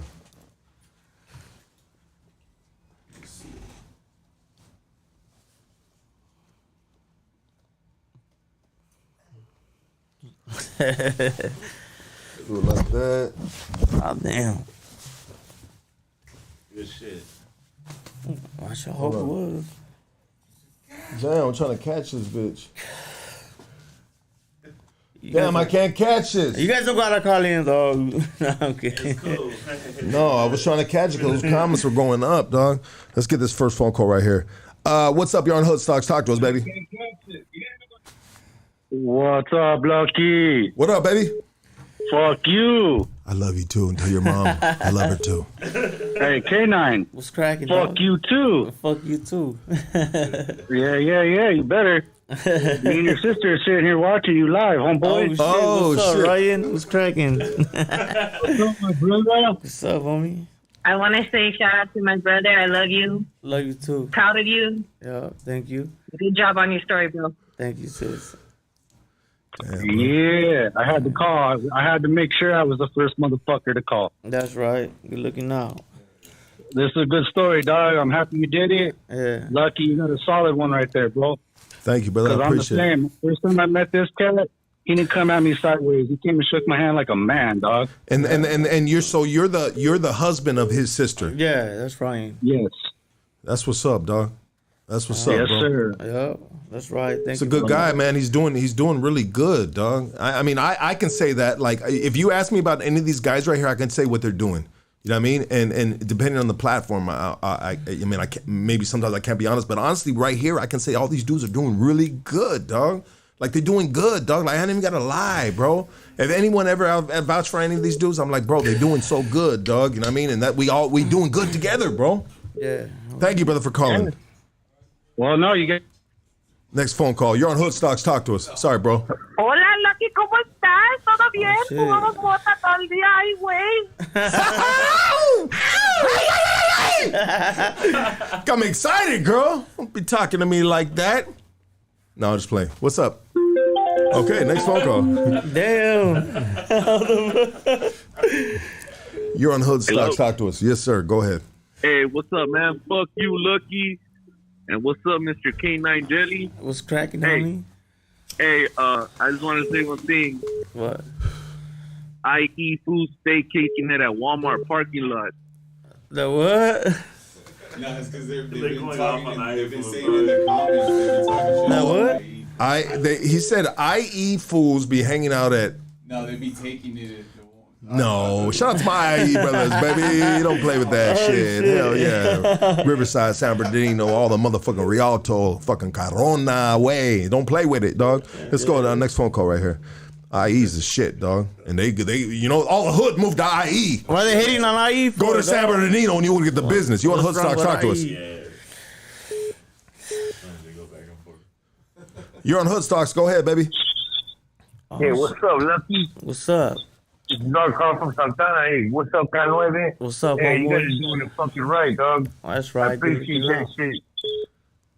Thank you, Straight brother. up. Hell yeah. Gracias, doing my it. boy. Thank you. Santana, baby. Doing it, homeboy. Big Hey, Santana I like in the your story, house. homeboy. Santana, baby. Orange County, baby. Shit. County, homeboy. Absolutely. Man, shout out to all the dudes from F Troop, dog. I've been with a gang of them dudes. That motherfucking hood is deep. Shout out to the dramatics too, dog. Yeah, I mean, shout out to dog. Don't shout out to the boys in the hood, right? Yeah, Like I can't leave my all home. the OG Like, bro, hoods now I'm being put in the spot, dog. Like I gotta be like a man. They're like, hey, Lucky, how come you didn't give me? Yeah, boys my from the bad. hood too. All the OG hoods, all the new hoods and OC, dog. You're on Hood Stocks, baby. OC homies. Yeah, you're on Hood What's up, Stocks. Mr. This is just a Pepe, Holmes. Fucking Pepe, homie. What's up, What Big the fuck Pepe? do you want, dog? What's up? It's a triste story, Holmes. Oh, here we Well, go. what I'm trying I to don't say want is- to cry today, dog. Yeah, triste, Holmes. You know, I have some pretty bad stories too, Holmes. But guess what? What do you think about California trying to get rid of gasoline cars? Hey, you know what, dog? I think it's honestly, bro. I think it's smart, bro. Yeah. I think it's really smart, hell bro. no. I'm an electrician, dog, so I think it's smart, dog. Spencer, dog. Spencer on the theater, homie. Dale, Holmes. I like driving my 1968 Impala, Holmes. I No, want we an don't. electric, We don't Holmes. need to. This is the first time I hear it, dog. Okay, so let me tell you this right now. It's the first time I hear it, but off the top of my head, bro. No, we're not gonna get rid of gasoline, but we need to get rid of those fucking oil moguls, dog, that are raping us, dog. When the fucking war hit, dog, they seen blood in the fucking water, dog, and they raised the oil prices, and that's why we paid fucking $7 a fucking gallon, homie. Come on, baby. Fuck that. need So Donald Trump back. electric We cars need are the Trump, way to go, dog. We need the MAGA back. We need Donald Trump. He's a fucking real gangster. What did you say, homie? You said my trunk is the real gangster? Is that what you said, dog? Have you ever seen my penis before? You got a lot of junk in the trunk. Oh, junk in the trunk. All right. I don't know what we're talking about. What are we? Biden's a pendejo. Hey, Biden is my daddy. No, I'm just playing. Fuck Biden, bro, and fuck Trump too, dog. But love K9, bro. Check it out, dog. Love K9, dog. Vote for K9 for president and stop playing with it, dog. Yeah, I got more faith in this dude than both them dumb motherfuckers, dog. Real shit, dog. Real shit, dog. Shit. So you're from where? From Fresnillo, Zacatecas? I'm from I'm from Boyle Heights, dog. Crazy Bro, ass you know- Mexicans, bro. My tell family, Pepe his my comedy. family's from Zacatecas, Lenango, Pueblo de Sánchez Román. Shit. All right. I've been to Fresnillo, Zacatecas. My family's from Los Altos de Jalisco, where they have a tequila. That's right. But That's what's up. yeah, it's pretty nice there. I've been to Aguascalientes. It's pretty cool. Yeah, I'm trying to visit, dog. Pretty soon I'm gonna be traveling, dog. I'm gonna fucking stamp my passport and go see what all that shit about. You gotta go to Aguascalientes. It's fucking really nice. Hey, you know what? You should stamp fucking Pepe's ass and take it with you, bro. You know what I mean? Yeah, dog. Hey, but be careful, Holmes. You have all those tattoos. The cartels might grab you. Yeah, nah, it's all good, dog. The bitches like it. Nah. Pepe, we love you, bro, and I'm starting to like your conversation.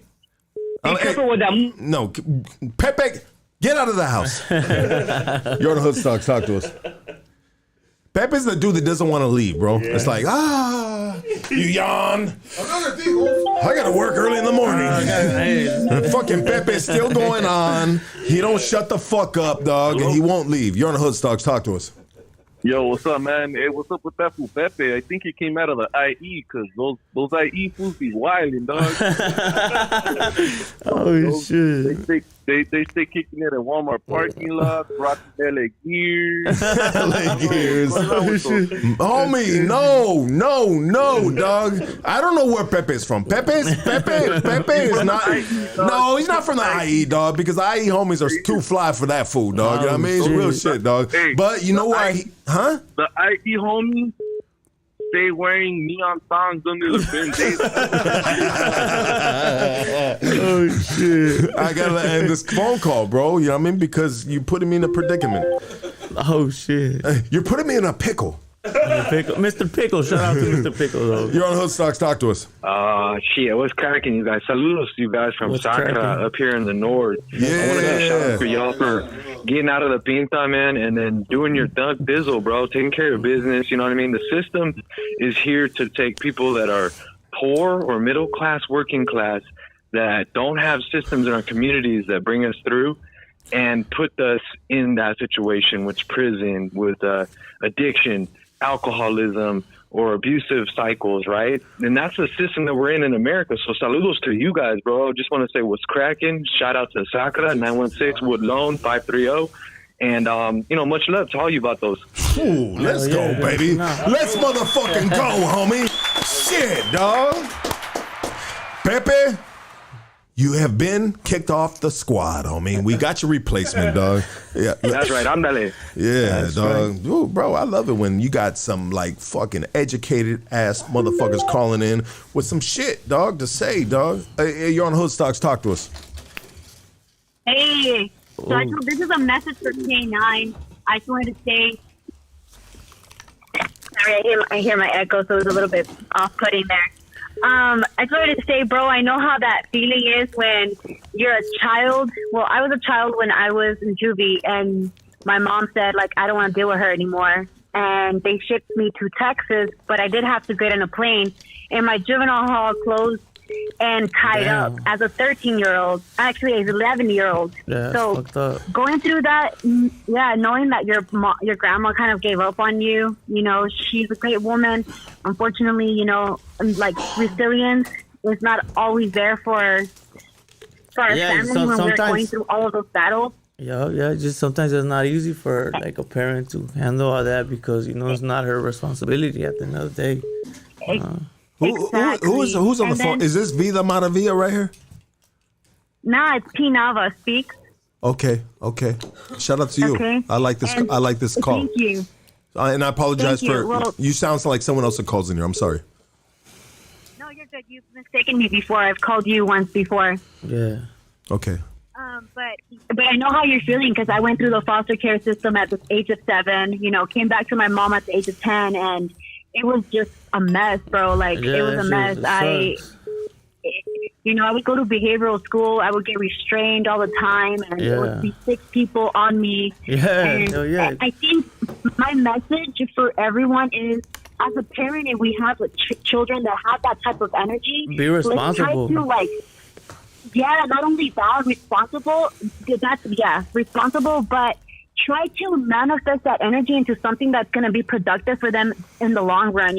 For your case, you could have gone into soccer, sports, but things happen. And I think that if you have children, I'm pretty sure that you've taken a lot from that to do what your parents didn't do. That's like being there, making sure that you're, full on dad mode and father. And, I think that your life is a testimony, and I related to a lot of what you said, from going to placements, from not being wanted, going to juvenile hall. But luckily, they did take me to Texas, and I relate to you a lot. So, like, my message is to everybody: when we have children that small, that go through that energy, through that ADHD, you know, I think it's important to put them into sports. Try to teach them, like, you know, get them into music, something that's going to be, like boxing. Exactly. You have all that energy para que brinques back and forth. And it's, for me, hearing you, bro, and knowing that you are where you are today, it's like there's hope. There's hope.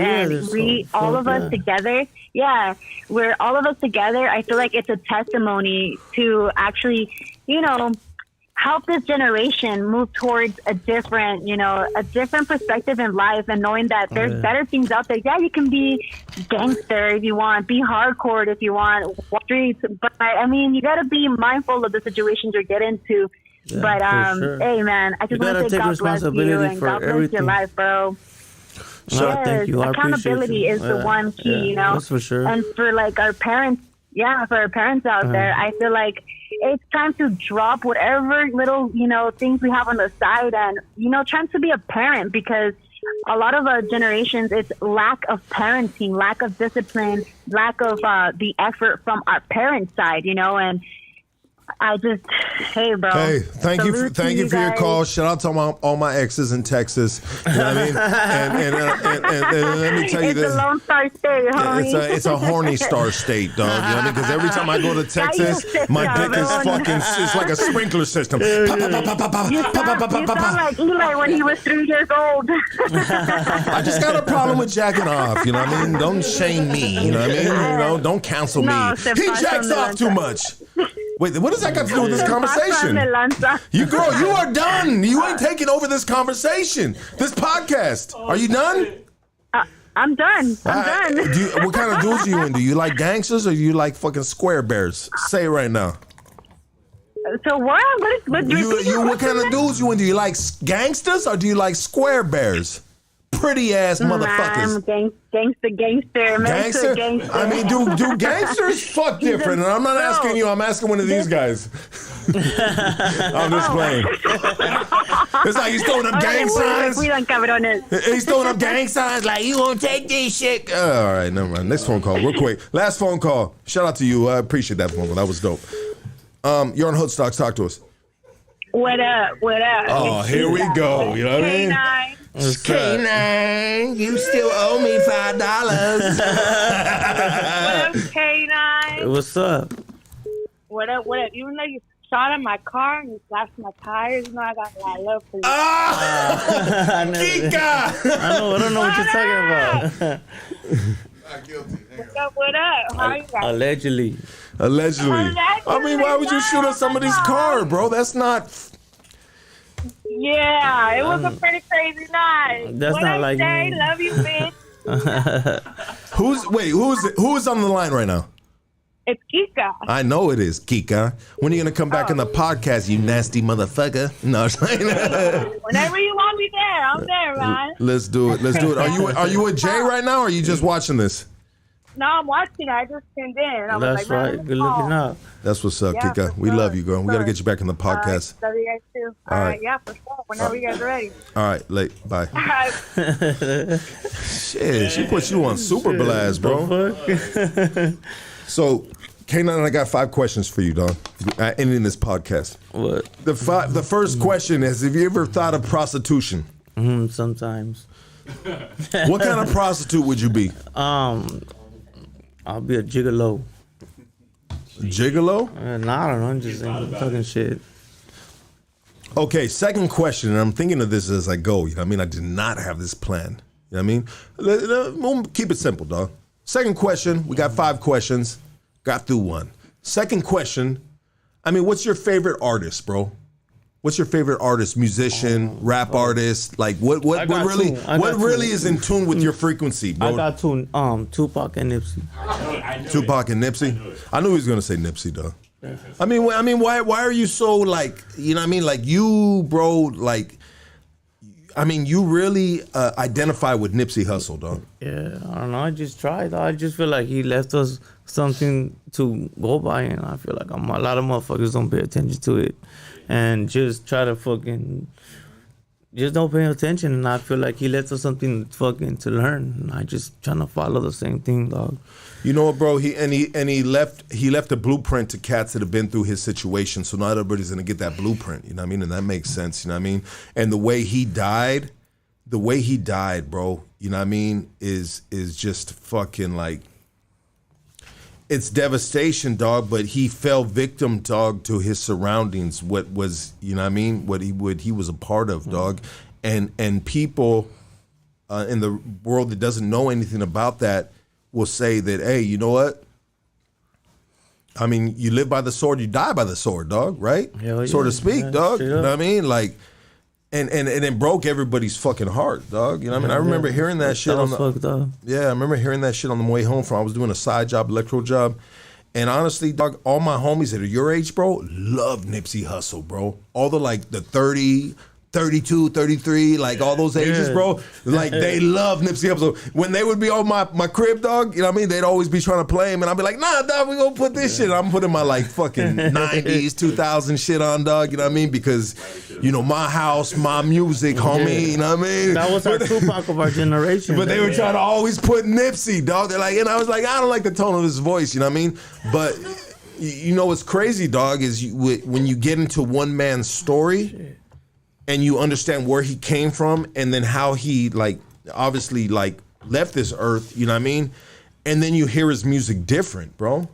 You know, like say if you were a fucking artist, you know what I mean? Which you are. You're an artist of a human being, bro. Yeah. Your value is your character and yourself, bro. Yeah. That's how I value you, dog. I value your character, dog, and your consistency of being here. And when you're here, you got my back, homie. Yeah, you know what I mean? Sure. And so that's how I value my people around me, dog. Who's with me, dog? You know what I mean? I don't expect nobody around me to do anything that I wouldn't do, dog. You feel what I'm saying? I ain't that punk ass motherfucker because I've always been the leader of the pack. But sometimes in a situation like this, I gotta let the big dogs. I gotta let them do their shit sometimes. You know what I mean? But and these are my boys right here. You know what I mean? Like, damn, they got my back. You got my back so much, dog, and I just love you so much, bro.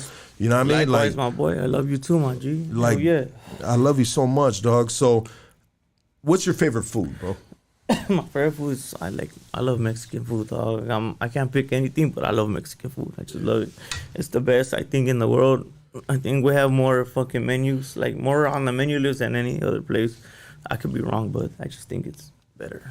I mean, yeah, there's a lot of different things that that's in that menu or that genre of food, right? And speaking in political terms, right? Genre of food, right? You know? And that might not even be political. I don't know. I was trying to sound educated.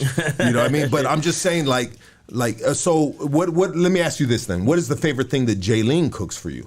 Oh, the favorite thing is probably like any kind of tostada meal. Is she good with that? Yeah, I love it. Yeah.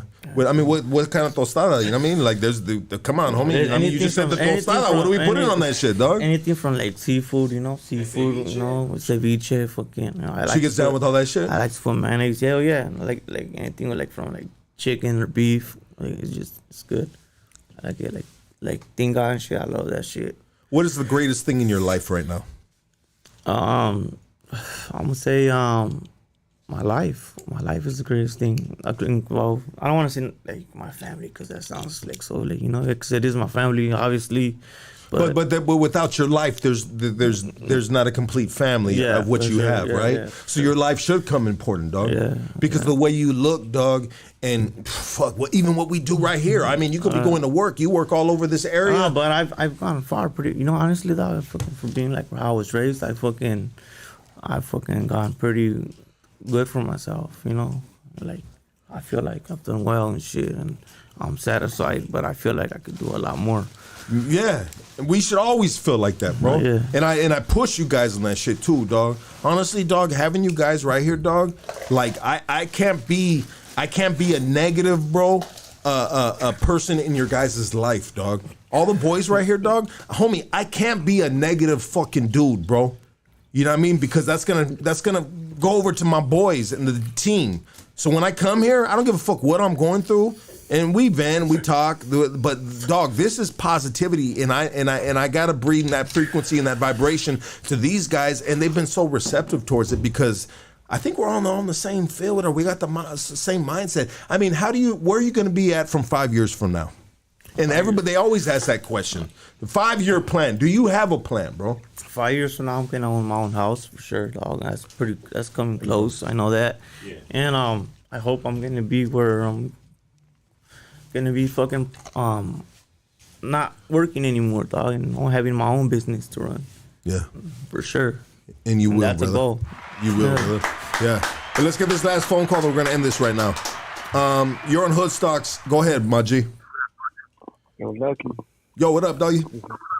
Yeah, this is Playboy Solo. What's up? What up? What up? Turn the volume down. Turn the volume down in the background because I hear it bleeding over, bro. No, I don't have nothing on nothing. What's cracking though, my G? Hey, shout out to Mike.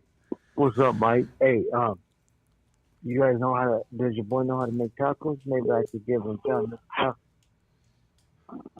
What? Yeah. You're on Hood Stocks. Talk to us. Hello? Yeah, go ahead. Hi, yeah, I was calling for a canine. What's up? He's on the phone, baby girl. Go ahead. Hello? Yeah.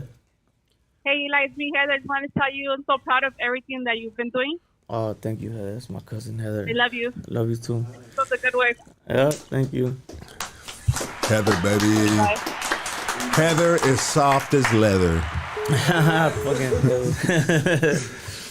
This has been dope, dog. This has been fun. Yeah. I mean, all these episodes you've been around, dog. And finally you're sitting right here. I mean, do you guys believe that we did justice right here for the Canine interview? I hope so. I mean, if you guys believe we did justice on the Canine interview, light it up with fire emojis or just let us know what it is. You know what I mean? But this is definitely just part one, dog. Yeah. This is part one, baby, because we got chapters and we got levels in our life. Hell yeah. I mean, bro, anyways, I love you, my boy, and thank you for being on the podcast. Thank you, my boy. Yeah, thank you for being on the podcast. Yeah. Hey, we out, guys. Like, subscribe, all that shit. Tell a neighbor, tell a friend. You know what I mean? We love you so much, and we are out of here. Let's go. Where we at? Yeah.